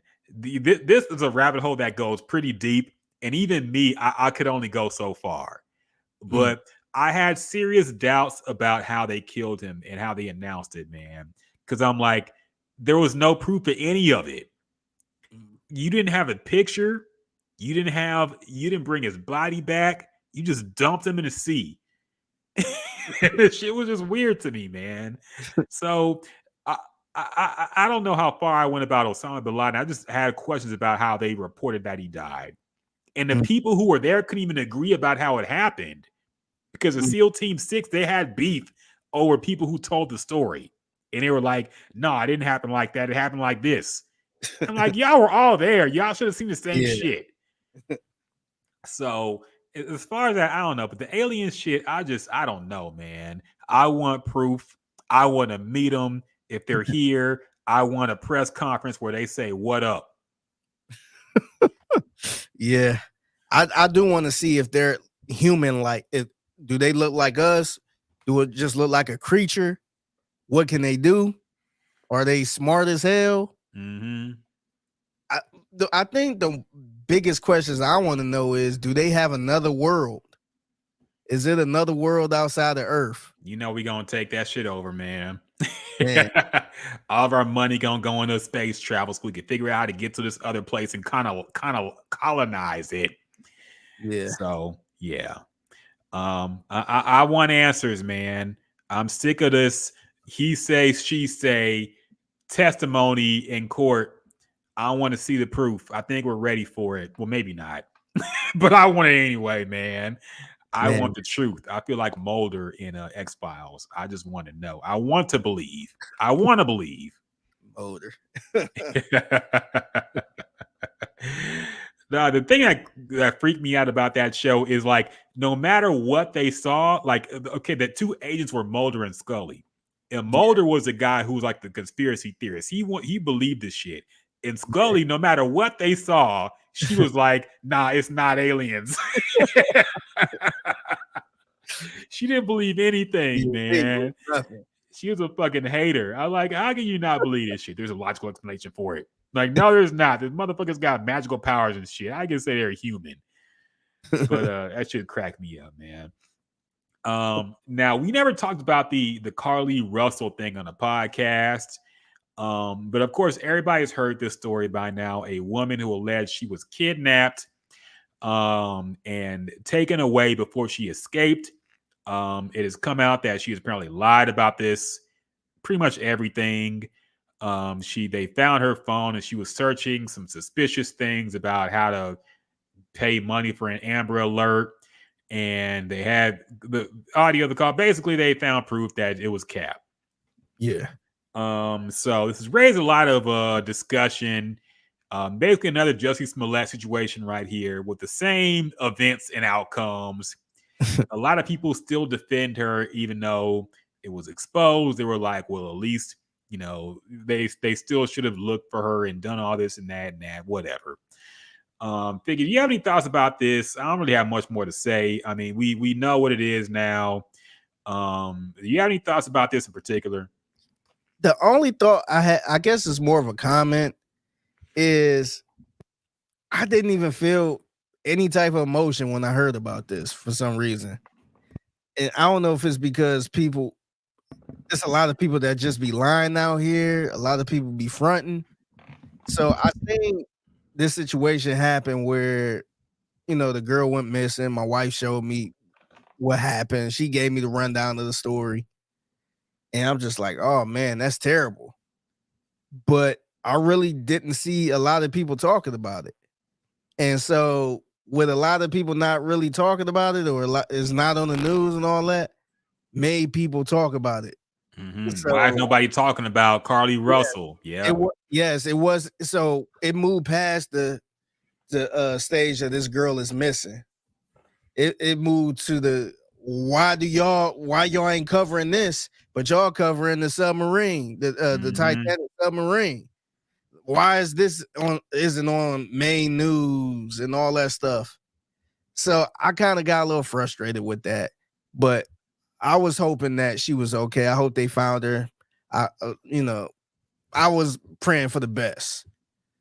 And when I seen she was found, I'm like, oh wow, that's look, man. Say what you want. She was gone for how many days? I forgot how many days, but that's rare when somebody is considered missing. And the story we heard, how she went to look for a little girl and the girl was gone. They both disappeared or something like that. I just thought the worst. So when I seen she was alive, they found her. I was just like, oh shoot. So the first thing I said was, I want to see what happened. Like what's going on? What happened? And it just seemed like it was a goose chase since then, man. I was hearing all these stories. I guess the ex-boyfriend posted something like, or not the ex-boyfriend, or the boyfriend posted something like, yeah, give her some time, respect our privacy. She fought for her life. And I was just like, what? Is this a movie? Because stuff like that don't be happening, man. I hate to say it. We seen the movie Taken. Stuff like that don't be happening in real life.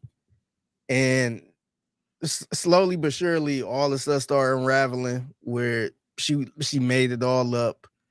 I guess they showed her Google search where I guess she loved the movie Taken and pretty much did the exact same thing or something.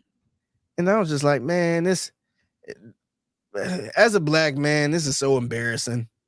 It's already trouble trying to get attention for black folks anyway. And you do stupid stuff like this, make it 10 times worse. So I don't know. I just can't trust people, man. And I hate that because I know it's a situation where something really is going to happen, and I'm gonna probably not pay attention to it until I realize it is real.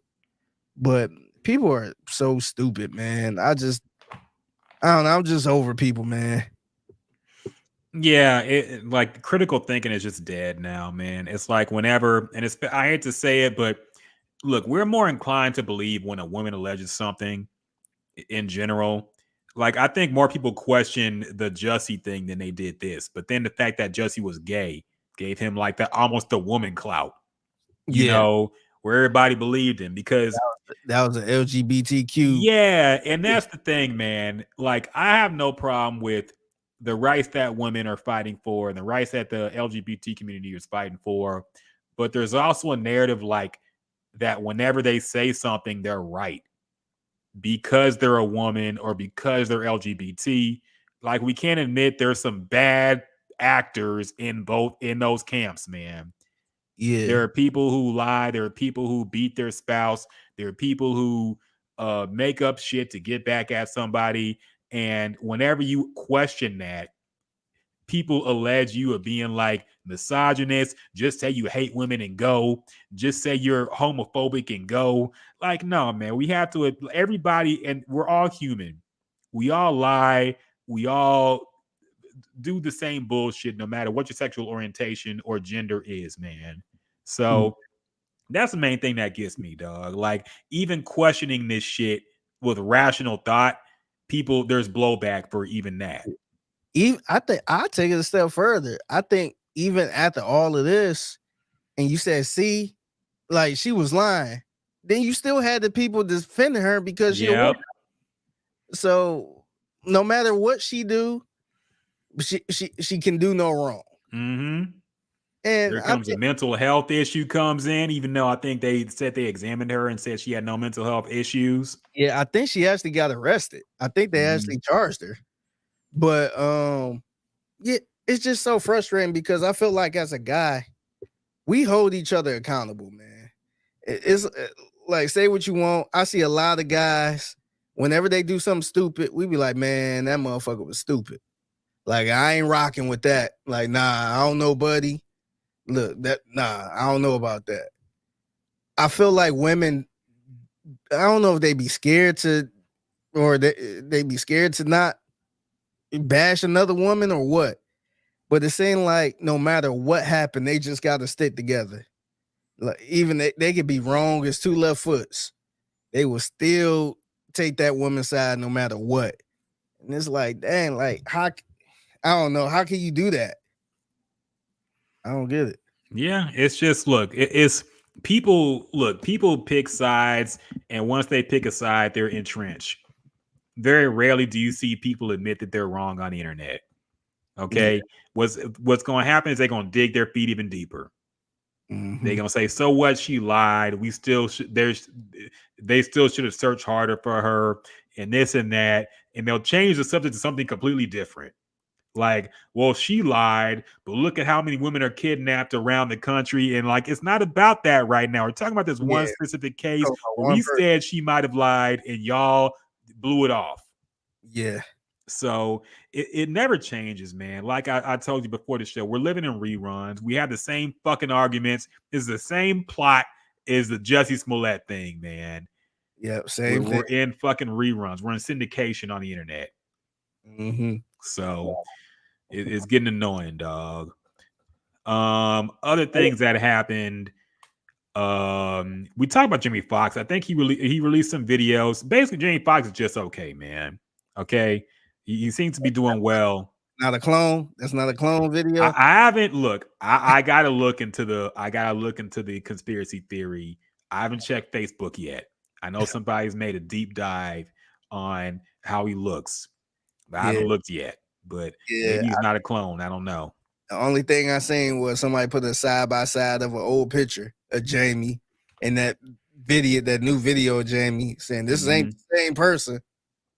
It's like, no shit. The other picture was like 20 years old. He got a picture from Any Given Sunday next to almost 60-year-old Jamie Foxx. Yeah, they got a picture from the Jamie Foxx show. and then the new video, it's like, dog, he just got out the hospital, man. Mm-hmm. So yeah, he look a little slimmer, he look a little light skinned.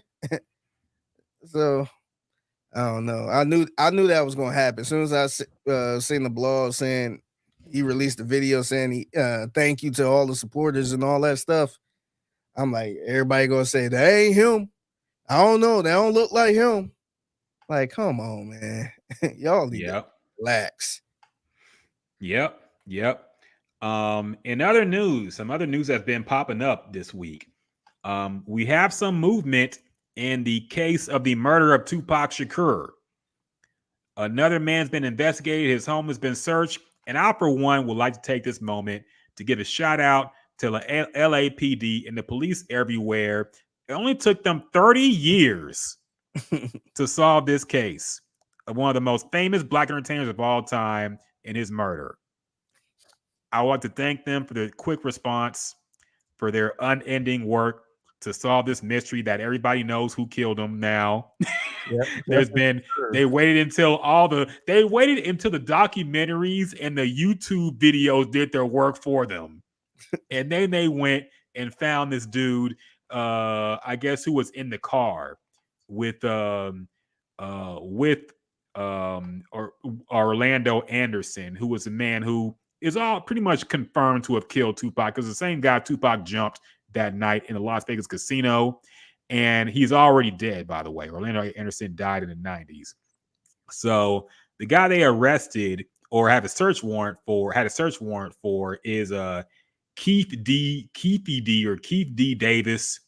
I think he's done interviews lately as well. So there's been all kinds of like self-snitching and shit almost, man. But they waited until all the YouTube documentaries have done their work, and they finally have made way in arresting people who were associated with the murder of Tupac. So shout out to them, man. Did you see they was I guess they had the search warrant to look in the house for the bullets that killed Tupac or some shit, or that was in the gun? No, you think they got the bullets right? Bullets from 30 years ago? They said they found like, what did they find? Like some documents. Okay, they found multiple computers, a cellular telephone, documentary documents, a Vibe magazine that featured Shakur, several .40 caliber bullets, and 2 tubs containing photographs and a copy of Davis's 2019 memoir, Compton Street Legend.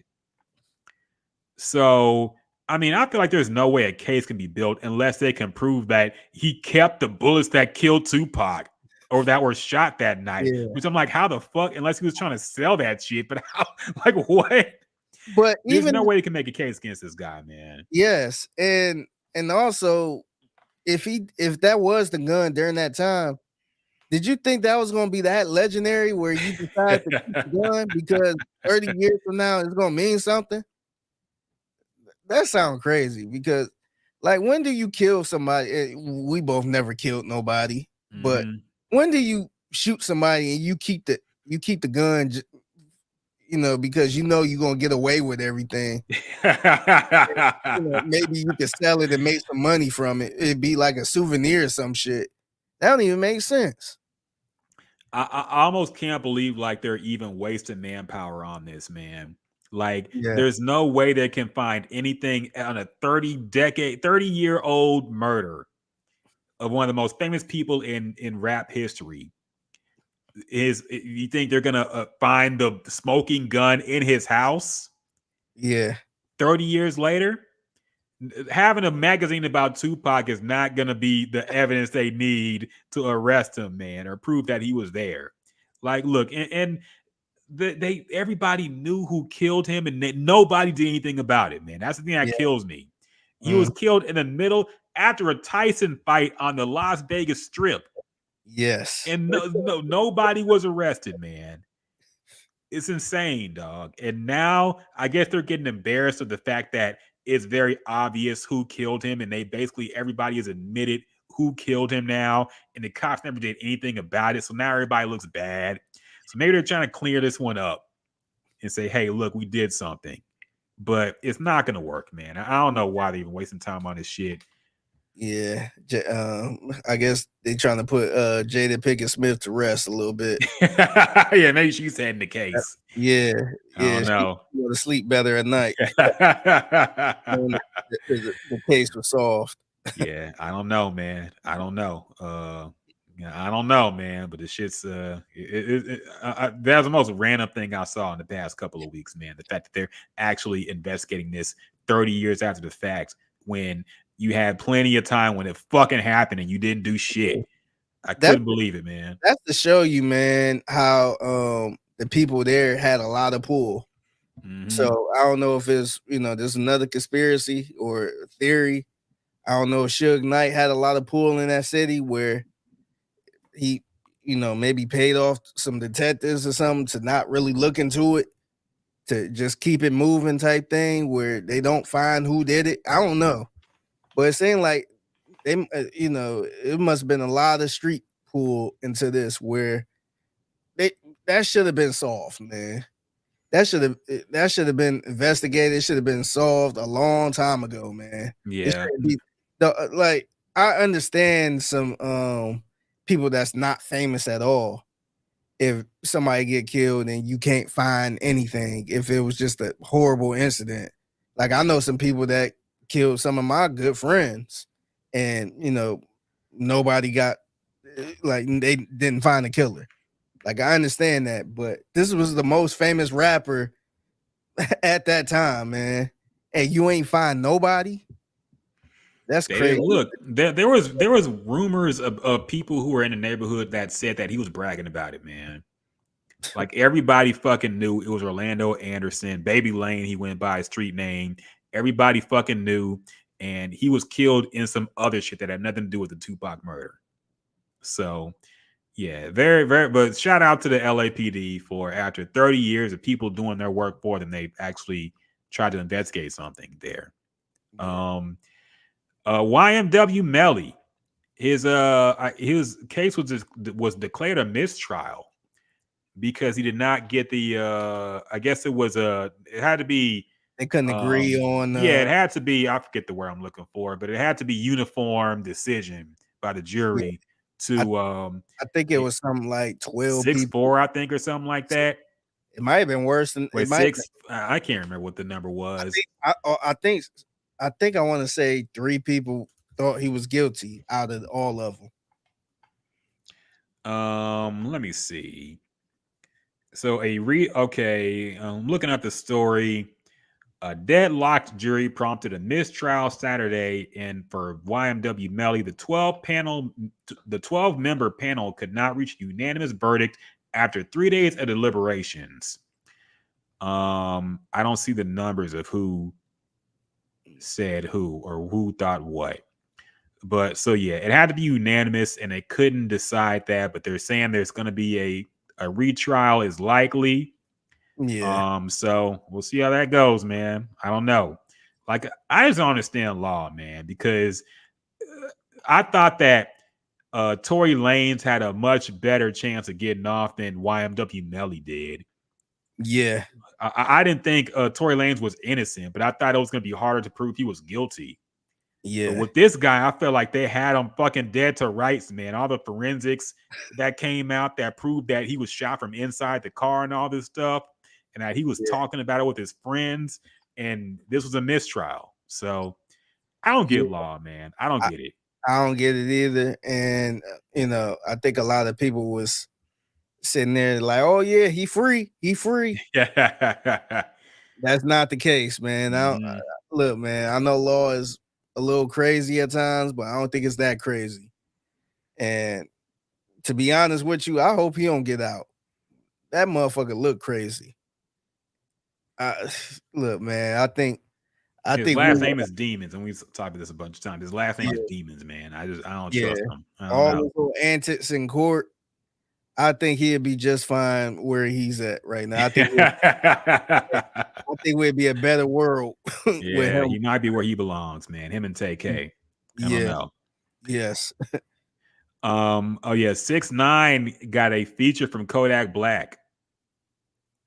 He is being clowned for this. I know Lil Boozy, of course, made a statement about it, talking about how 6ix9ine is just exposing how fake the game is now, man.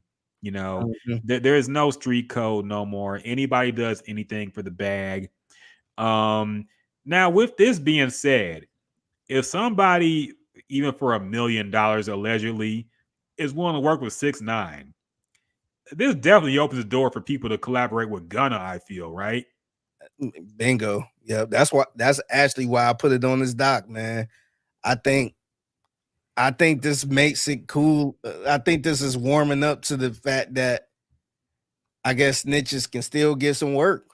I think they can still get a verse from for some street dudes, because look, I know he charged allegedly 6ix9ine paid $1 million for Kodak Black, for Kodak Black feature. But man, I could see other rappers paying less to get on a Gunna track. I can see it, especially if he making some good music. I think that could help them more than a 6ix9ine track. But yeah, I think we're gonna get to a point where people are gonna start hopping on these songs, man. I don't think it's gonna be no shame no more, man. And I think the cover up right now is that, oh, I got $1 million, and oh, I threw a couple shots at him. So I think that's the cover up right now. But I think at the end of the day, I think nobody gonna care, man.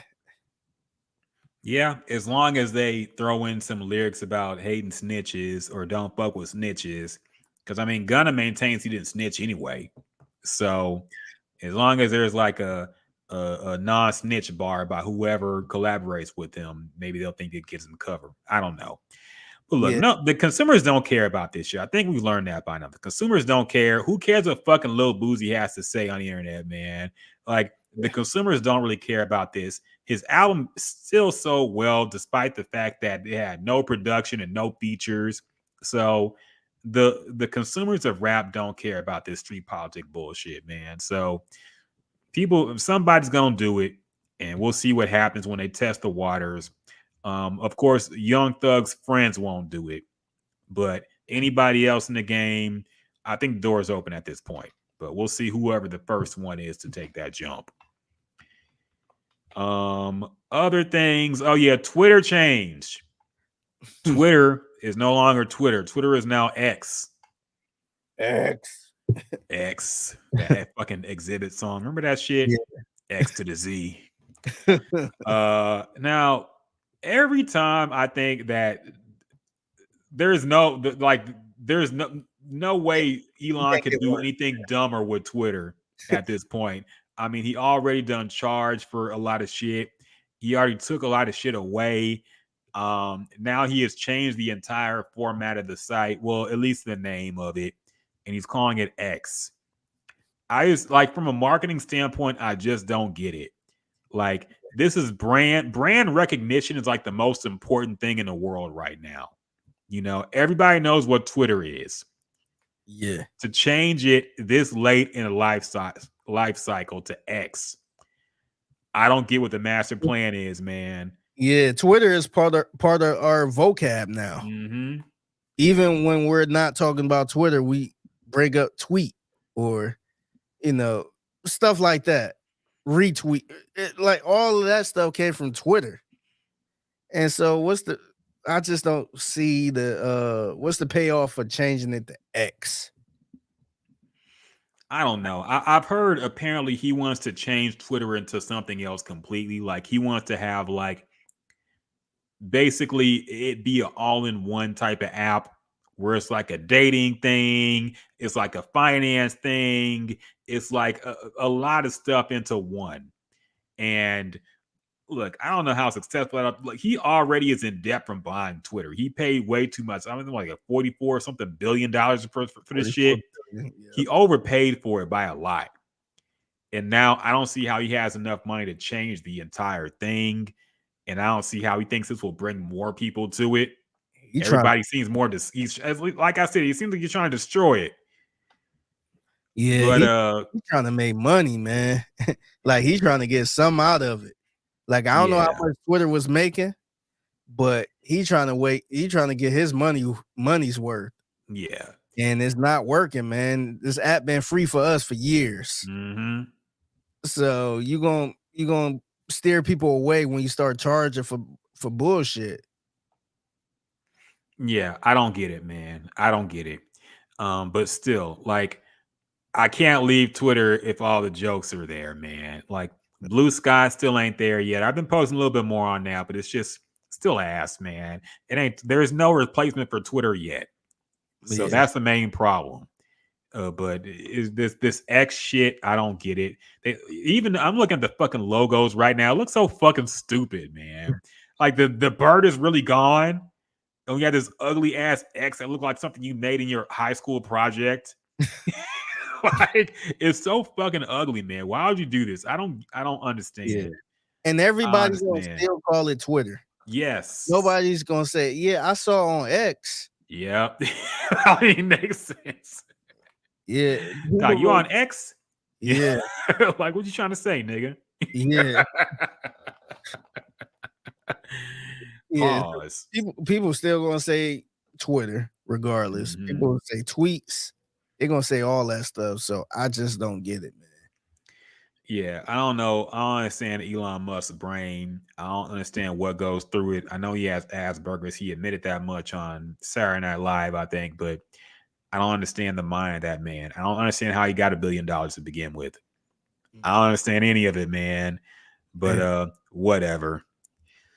Oh yeah, did you see the drama between Doja Cat and her fans? I kept hearing about it. I didn't personally see it though. What happened? Basically, this all started because Doja Cat, how it always starts with these pop stars, they're dating somebody who's problematic. And this guy apparently some woman alleged that he was very abusive to a lot of women and also racist. And I think I didn't look too far into his past, but apparently he had some allegations and stuff that he did. And of course, Doja Cat doesn't give a fuck. You know, she blocked people who kept complaining about it to her. And recently, you know, she's kind of gone to battle with her fans again. Somebody asked her, I guess she made a post somewhere, maybe on Twitter, and somebody responded. They say, we love you, Doja, say it back. And she said, why would I say I love you? Or why would I love you? I don't even know you. Mm. And she also said, I guess the Doja Cat fans call themselves kittens. She said, if you call yourself a kitten, you need to log off and go to therapy. Some shit. She basically said everybody who's like obsessed with her needs to get a life, and how she's not going to love her fans because they say they love her because she doesn't know them and all this stuff. And so her fans are just kind of, some of them are sticking by her. It seems by and large they just kind of realized, or at least they think she's a shitty person now. And of course, all the other allegations came through as well about the chat room she was in and all this stuff. She in a racial chat room showing feet. Yeah. So I don't know, man. I don't know if this is just an internet thing or if it's gonna have any blowback on her career. But I do feel like she is like really trying to, it seems like she's doing almost like a Kanye type thing where she's trying to throw away her fame, Yeah. Yeah. It seemed like she's kind of I don't want to say stressed out, but I feel like she don't like being famous. Yeah. She don't really like the attention. She always been a weird cat, no pun intended. Mm-hmm. She always been kind of weird where, we heard about the chat room stuff. Wasn't she the one that came out with the cat song or the I'm a cow? Yeah, the cow thing. Yeah. Yeah, which was clever, but she was always a little different where like, I hate when people try to say, oh, this person ain't black and all this other stuff, but it seemed like she kind of came from a different walk of life. Mm-hmm. Where I'm not even surprised. To me, it makes sense for her dating this guy. And I don't know, man. I just don't know what she's about. And she just kind of buck wild. She's not like a Azalea Banks buck wild, but I feel like she might be a little close. The shaving the eyebrows and all that stuff. She shaved everything. Shaved her whole head off, man. Yeah. I just don't get it, man. I don't know what else going on. I don't want to assume nothing, but she seemed like she just cut from a different cloth. And I feel like a lot of black folks, I guess, try to hold on to her like she one of us. And maybe she's not one of us. Maybe she's just in a different category. Maybe she's cut from a different cloth. So it's not like I'm trying to think of somebody that was like one of us that just went totally different. We can't claim. I want to use Kanye, of course, but yeah. Ice Cube maybe at this point. I don't know. Yeah, but I like even with Kanye and Ice Cube, we can still go back to their old music and be like, man, he was this. We seen the documentaries of Kanye where we like, oh yeah, he was definitely one of us at one point, but he just went nuts. Where can we find that with Doja Cat? Yeah. What was her moment where we were like, oh yeah, she been down with us for a minute, but she just got super famous. After a while, she just went crazy. It seemed like this always been her, and I think she just want to be low key at this point now. Yeah, I don't think she wants to be a pop star anymore, man. I think she wants to go back to just making music and doing her thing. She seems to be really rebelling against the pop star image at this point, to the point where she's pretty much denouncing her fan base and shaving her hair and saying her pop music was corny and she ain't doing it no more. She's doing a rap album now and things like that. So I don't think she wants to be a pop star anymore. I don't think she likes that kind of attention. And to be fair, man, these fans are crazy, dog. Like, these fans are crazy. I can't imagine how it is to get online and see people act like that towards you every single day. Like, and people read into your personal life and make all these assumptions and say you need to break up with somebody because it's not good for you and crazy shit like this, man. So I understand how it could be very stressful and how somebody could just want to throw all that away. But I don't know, man. She has always been weird. She seems like she came from a corner. Like, I'm somebody who's been online for a long time, man. And there are certain places in the internet where it's like there's a lot of white folks who do like a lot of racist shit as a joke. And I think she was kind of raised on that side of the internet. You know, so she thinks shit like that is funny, and she has that kind of like, I guess, white internet guy sense of humor, you know. And that doesn't really gel with a lot of people now, especially now, where everybody's offended by everything. So I don't know, man. She's always been kind of different. I don't think she's really cut out for this pop star lifestyle. But then again, I don't think many people are. So here's what it is. We'll see what she does next. But how do you feel about this trend of the NPCs on TikTok? We didn't talk about this. We have the I think her name is Pinky Doll, who was going viral on Twitter and everything, because I guess people found out these videos where she's saying basically people are paying her things to say things, and she's like, I'm not gonna mock them. Everybody's seen the fucking video. I know what I'm talking about. Come on, give us an example. No, I'm not doing it. But y'all know the girl who, the funniest thing to me is the fucking putting a popcorn in a curling iron. That's the one thing I really confused. Like, why that? But everything else. So apparently she has made like a lot of money doing this. People tip her and she says things, and she has made a lot of money. Apparently Timbaland was like found her and was one of her bigger donators, and somebody else was up in there too. I forget who it was. Somebody else famous was up in there leaving her a bag for shit.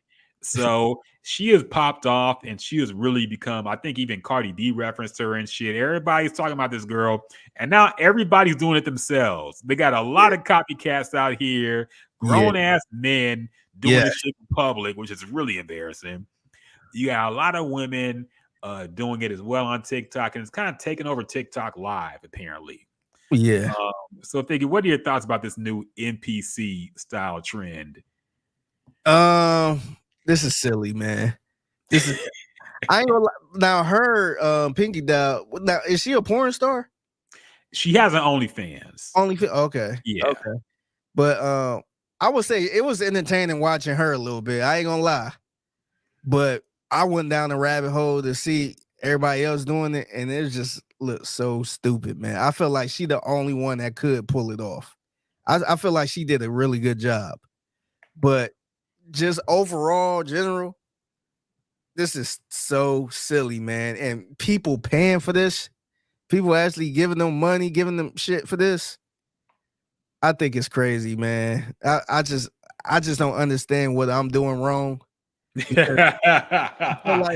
I feel like, man, I wish somebody donate something to me. I'm over here trying to chase my dream. We trying to get this podcast together. We trying to make it better. And I feel like people tight when it comes to that. But you see some grown ass men sitting here doing the yum yum and all this other shit, all these sound effects looking stupid, and people just giving them money. I don't know, man. I feel like I'm in the wrong profession. I don't know what I'm doing wrong. Somebody help me out. Look, Figgy, it's crazy. All we have to do is just throw away all of our dignity, okay? That's our problem. We have too much self-respect. We're trying to do this podcast in a respectful way, okay? We don't have enough clickbait. We don't fucking make fun of women and all this goofy shit that everybody does. That's really big, like the Andrew Tate type of shit. We're not that. We don't talk about the Twitter topics. Yes, we're not the fresh and fit people who fucking race bait and gender bait and all that shit. That's our problem. We're too respectful, okay? Look, to really make it in the world today, you have to have no morals, I feel, for the most part. Okay. You have to be able to pimp yourself. And this is literally pimping yourself. Okay. You're literally, people are paying you to do something and you're doing it. Yes. They doing it. Yep. They're controlling you, literally. Yes. And this is basically like people who looked into this. It's basically like a prostitution type thing. Like it's a sex kink type thing, basically. It has roots in that. Yeah. But they're doing it in a way that's legal by TikTok standards. Yeah. But look, this is the way of the world, man. We have to throw away our dignity and we have to do something completely fucking stupid that makes us look fucking crazy and terrible. So as long as we keep caring about how we look, we'll never succeed in this world, Figgy. Okay, we gotta throw that all away, man. Yeah, we gotta be willing. We gotta fucking cross dress. We gotta fucking We gotta fucking appeal to the lowest common denominator in order to make it at this point, man. We gotta play a woman. Yep, we gotta put on a dress like Chappelle said. Yeah, man. You gotta have no dignity, and yeah. To the thing about the girl, like, look. She's the only one who's good at this, by the way, man. Yeah. Like everybody talk about how stupid it was, and it is stupid, but like it's entertaining when she does it, man, because she's committed to it 110%. And she actually is like, she has a good voice. She looks good. Like I can see the entertainment value in it, man. Yeah. Everybody else that doesn't look stupid. Okay, because I think they have too much shame. They're not committed to it like she is, and it looks bad, man. It kind of show you too, because she do have her OnlyFans, and I actually searched her name on Twitter and found some sex videos, pretty much. Oh yeah, but you could tell I would be surprised if she, I don't know her at all. But I wouldn't be surprised if she did some kinky type stuff like this for some older weird guys and got a lot of money for it. You got some of the older guys or weird guys that want you to act like a cat when you're around them, or yes master and no master and all this other stuff. It's pretty much the same thing as this. Yeah. And maybe she got a history with doing that.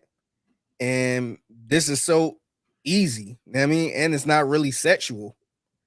So maybe that's why she's so good, but everybody else is not good. And it's I don't know. But she's really good. I did enjoy watching her for a little bit.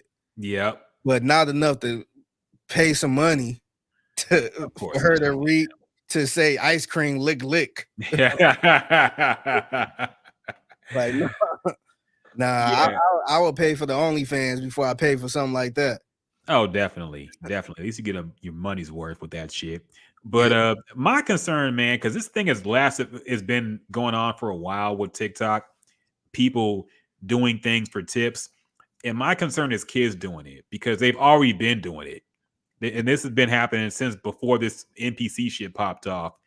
So I watched a video a few months ago. Some guy did a deep dive and found out that there was like a bunch of underage kids who were doing, like, there was code words that people put in the chat for donations, where it's like something meant turn over or turn around, something meant bend over, something meant get closer to the camera. Like, they had code words for shit they made these kids do. And of course, you're not supposed to be under 16 on TikTok, but I mean, there's no way to verify that. Yeah. So there was a bunch of people, basically pedophiles, were on TikTok paying kids to do shit, and then of course the hope for them is that they could get something to happen offline. Yeah. So, and that's what really chose me, man. I don't like the idea that fucking kids are getting used to prostitution like this, basically, because that's basically what it is, man. And if grown folks want to pimp themselves out, so be it. But the kids thing is what bothers me. That really disturbs me about kids who have no money, sees it something easy to do, and then they fucking end up missing because they met somebody who said they was going to give them $10,000 or some shit like that, and then shit went south. So I don't know, man. Whatever. This world is doomed. I don't give a fuck anymore. It is what it is. Fuck it. I don't care anymore, man. It is what it is. If people want to do this to get money, it's a tough economy out there. Do whatever fucking you want to do, man. Yeah. This world is gonna get stupider by the minute. I don't care anymore. Yeah. And also we talked about the Barbie movie, all that shit. Did you see the Barbie movie yet? Did you see any of that? Any of the new movies that came out? Nah. I did. I want to see Oppenheimer, but I don't think my wife want to see that. So yeah. I might watch it on the Fire Stick. Y'all should go and and go if they're at the same time in different theaters, would you go and be like, I'm gonna watch Oppenheimer, you go watch Barbie? Man, that would never happen. That would never happen. My wife would not let that happen, man. We actually talked about that with John McClane because he did that a couple times. Him and his wife went to a movie, and I guess he didn't want to see what she wanted to see, and she didn't want to see what he wanted to see. So they just went to separate movies. Dog, I did that once because my sister wanted to see Castaway, and I wanted to see this movie called Dracula 2000. I remember that. So I went to go see Dracula, and they went to go see Castaway, and Castaway was like 45 minutes longer than Dracula 2000. So I had to fucking wait. And I went to the theater, and I was watching the end of the movie. I was like, man, it was good. The movie was good. So I was like, man, I should just fucking watch this movie, man. Yeah. What was wrong with me? I was going through my teenage rebellious phase. That's my problem. I want to watch it. Yeah. I was going through the rebellious phase. I didn't want to see what my parents wanted to see. I want to see something cool like Dracula. And that shit was so ass. I was so disappointed by that stupid ass movie, man. And then Castaway was a great movie. So I was like, fuck. I didn't get to see it in the theater because I was being stupid. So yeah. Never again. But at least you wouldn't do something like that. Would you do something like that with your girl? Like if she wanted to see the Barbie, you want to see? No, because I low key want to see Barbie, man. I'm not gonna lie. I low key want to see Barbie, but I would rather go with her so I have an excuse. Yeah. Think I'm not gonna go up there and be like, one ticket for Barbie, please. That's the good thing about ordering online and using the app. You ain't got to look somebody in the eye and say, one for this anime movie, please. One for SpongeBob SquarePants. Yeah. That's the worst, man. Yeah, man. Yeah, you can suffer your embarrassment in the seat of your house. Yep. Your couch. So yeah, I don't know, man. Look, I'm not a big theater guy anymore, but I might actually make it out to see Oppenheimer. I don't know. But this IMAX shit gets on my nerves because there's only so many IMAX theaters and they're always sold out when the big movie comes out. So I don't know, man, but we'll see. Yeah, but I kind of want to see the Barbie movie too, man. Yeah. Like I was kind of like I wasn't shitting on it like, oh no, you shouldn't see that movie. Like I thought the movie looked cool from the previews. I thought it looked cool. But I don't think it was a movie where it got me out the house where I got to go see this. Now, if my wife wanted to go see it, then yeah, I'll go. But all these hard asses like, oh, you can't be a man watching a Barbie movie. It's a damn movie. Yeah. And two, I mean, I don't know how true this is. I've been seeing a whole bunch of people, go on Twitter. But a lot of people, oh, this ain't a kid's movie. Like, did this look like a kid's movie? It ain't look like a kid's kids movie. Play with Barbie anymore? I don't know. I don't think any kids buy Barbies, man. But see, just watching the movie though, like the preview, it did. I ain't look at it and said, "Oh, I gotta take my 5-year-old to this movie." It didn't give me that vibe, man. It looked like something for people that was our age that played with Barbies. Ain't look like for the current Barbie players. Like to me, the Super Mario movie, that was a kid's movie. Mm-hmm. It looked like a kid's movie. I want to see that, by the way, too. I heard me too. But the Barbie movie looked like it was for grown folks. It was kind of like what was that movie? I forgot what movie it was. I forgot what movie that came out that was pretty much for grown folks, but it was like a old school kid movie or old school film or something. I forgot what it was. Who Framed Roger Rabbit? That might have been. Nah, I don't think that was it. I don't think that was it. Anywho, it's these people make movies for grown folks, man. This ain't one of the movies that was for a 5-year-old that just got into Barbies. So that was kind of the argument online. Oh, this ain't for kids. Yeah, Like it's not marketed towards kids, man. it's not. Mhm.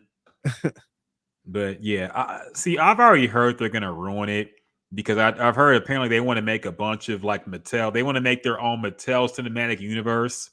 So they're gonna have like Uno. They're gonna have fucking seriously, all the fucking Mattel games and toys they're gonna make into movies now, just because this one did good. So let me look up the Mattel. Let me see, because I want to see. There's a list of like what they wanted to make. Mattel execs on next Hollywood movies. They're talking about Barney, which is coming out. We already talked about that. Daniel Kaluuya is producing it, and I think he's starring in it. I don't know how that's going to be. Polly Pocket is coming out.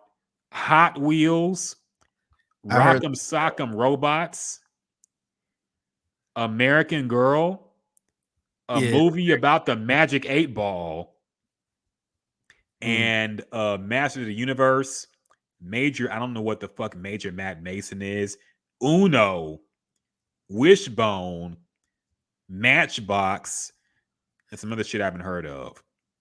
Yeah. But yeah, man, they're making movies of all this shit now. Out of all of those, the American Girl, that might be biggest Barbie.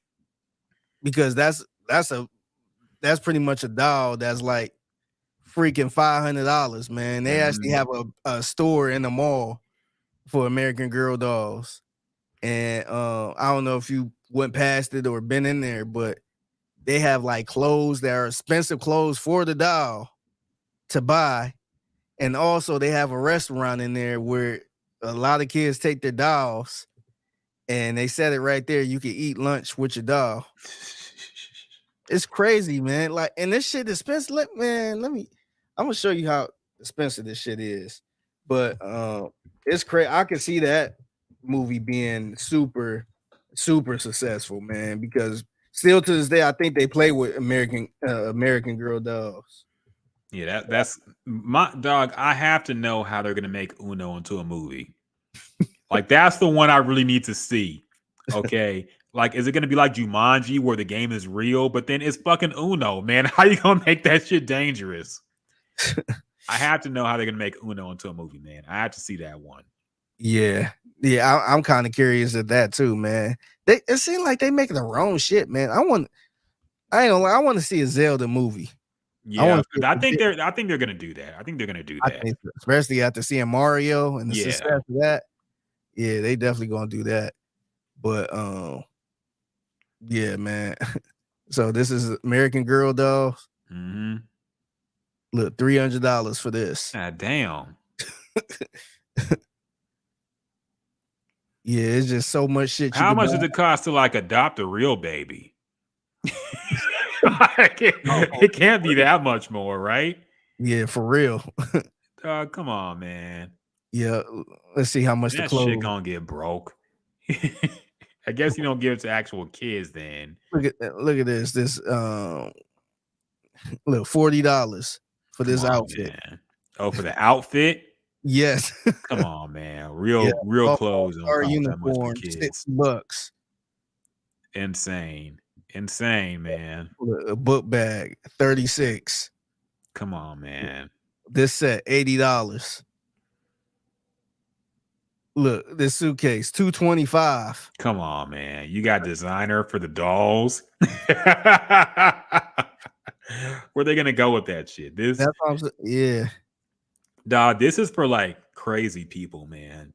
Because you know there's people out there that treat these like actual kids. Yeah. And this is disturbing, man. I don't know about this. This is wild. Hey, don't have no daughters, man. Right? That shit. I don't know, man. I don't know if kids still play with dolls anymore. I feel like that's one of the things people did. Same with action figures, man. We didn't have video games like that, you know. Yeah. But now, like, what the fuck? If I was a kid, I wouldn't want a fucking toy. If a toy costs the same as a fucking Xbox game or a PlayStation game, what do you think I'm gonna pick? Yeah. Like, to be fair, my nephews did play with toys though. But so, how long is the lifespan of toys? Very short. I was playing with toys up until I was like fucking 13. Yeah. but I feel like the lifespan of a toy now is probably like up to 3 or 4, Yeah. somewhere around there, 5 maybe, and then straight up iPad. They all fucking break too. I remember I bought my nephew some toys, my youngest nephew some toys, and I think the next time I came over, they're all broken shit. I'm like, Yeah. damn. So, yeah. Yeah, we used to have a toy box. Remember the toy box? Yep. We used to have a full blown toy box. Yeah, man. We have fucking. The funniest thing is like, you never had the full set of anything, so you had to like mix and match. I had the fucking Transformers and the X-Men fighting against like it'll be random of Superman and fucking Booker T.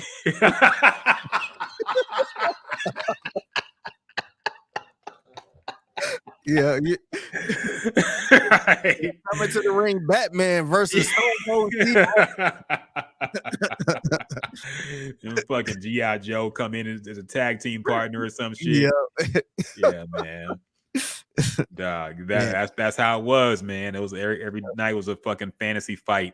Yep. But yeah, I don't think now we got Fortnite where they got all the people in there anyway. So I don't know, man. It's just different now. But yeah, we'll see how those new Mattel movies go, man. I don't know about that. I think they might be milking this too soon. Once Hollywood gets an idea that works, they run into the ground instantly. That's one thing I've noticed for sure. So you see how they keep giving Jordan Peele new movies just because one was good. Only that one too, man. Yep. Only that one. Yeah. Man. For the most part. Man, and they keep telling him, don't do nothing funny. Serious thriller. It got to be a thriller with a racial twist to it. Since you did one, now it's really good. Yeah. So, yeah. I think that might be about it for this week, man. We almost had 3 hours. We passed 3 hours now. So fuck it. We'll go ahead and wrap this podcast up, man. Make up for last week, man. Yeah, for sure, man. We done covered everything, so we good. Shout out to everybody who joined the podcast tonight, man. Miguel, who is now watching some bullshit show with his wife. Shout out to him. In the trenches right now. Shout out to Mad Wine Chemist as well on YouTube. To Drunk, everybody else, Troy on Facebook, everybody who joined the podcast, man, we appreciate y'all for chiming in and listening to us. Everybody who's listening on other platforms as well, we love y'all. HRW, who y'all like in the fight? Oh yeah, Stenson Crawford. I don't know, man.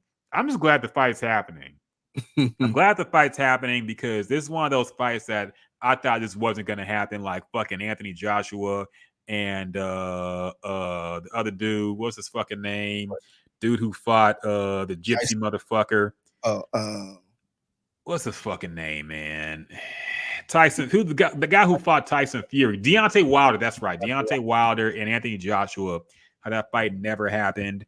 I'm just glad it's happening, but I don't know, man. I don't watch them close enough to have a favorite yet. I'm just glad the fight's happening. So, and that is tomorrow night, right? I believe so. Okay. I gotta look for a link. It is tomorrow night. Dog, what you know I don't understand why boxing fights cost so much. $84. Yeah, I don't know. We in the string, like it was one thing to pay that much for like a Muhammad Ali. Like even then, I don't think they fucking $84, man. That shit was a lot back then. But like a Mike Tyson fight, when we had like huge he said, I'm not gonna say that. Don't put that up. Don't take it off, man. Don't take it off. We're gonna get banned. We're gonna get banned. We don't promote piracy on the Gender Juice podcast, okay? Buy everything legally, wink wink. Let me take a picture of this so I can remember. No, it's all good, man. We did ask after all, so we just shouldn't have put that information though. Yeah, appreciate it. But so Yeah, I don't see why boxing matches cost so much. Even I remember WWE pay-per-views used to cost like $60 or something like that. And now they're basically free if you got Peacock. Yeah. They are free if you got Peacock. So yeah, I don't understand how boxing matches are still like almost $100, man. Yeah. And it'd be people who are not even that big. I mean, in a sport, they're that big, but it's not like they were Mike Tyson status. Yeah. It's not like for the championship heavyweight belt or some shit. It's just like some two regular dudes. I mean, I don't want to call them regular, but it just be like from my. I'm not a boxing person like that. I'm very, very, very casual about watch boxing, but some of these names would not move me to pay $84. Yeah. You know what I mean? But if it was like a big, like to me, I would say the Deontay Wilder and the Tyson Fury, I probably would have paid money for it, especially after the first one. And then when they did the second one, I would have been like, oh yeah, I got to see. I would have paid $84 for that. But everybody else, I don't know about paying $84, man.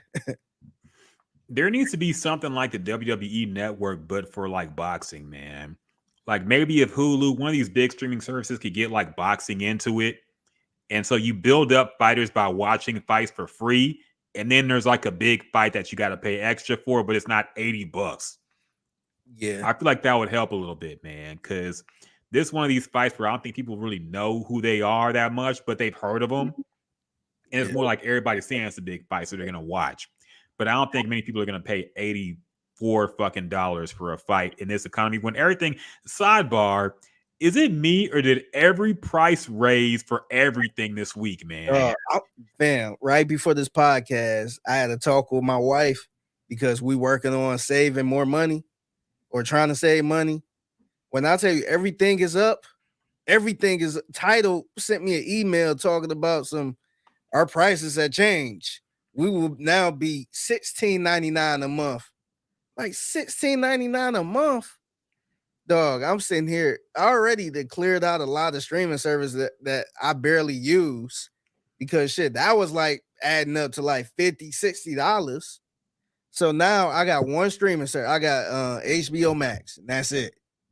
I can't, dog. Everything going up, man. Everything going up. We was talking about fast food. A meal for me and her at Whataburger is like $25. 25, $27. Like, damn.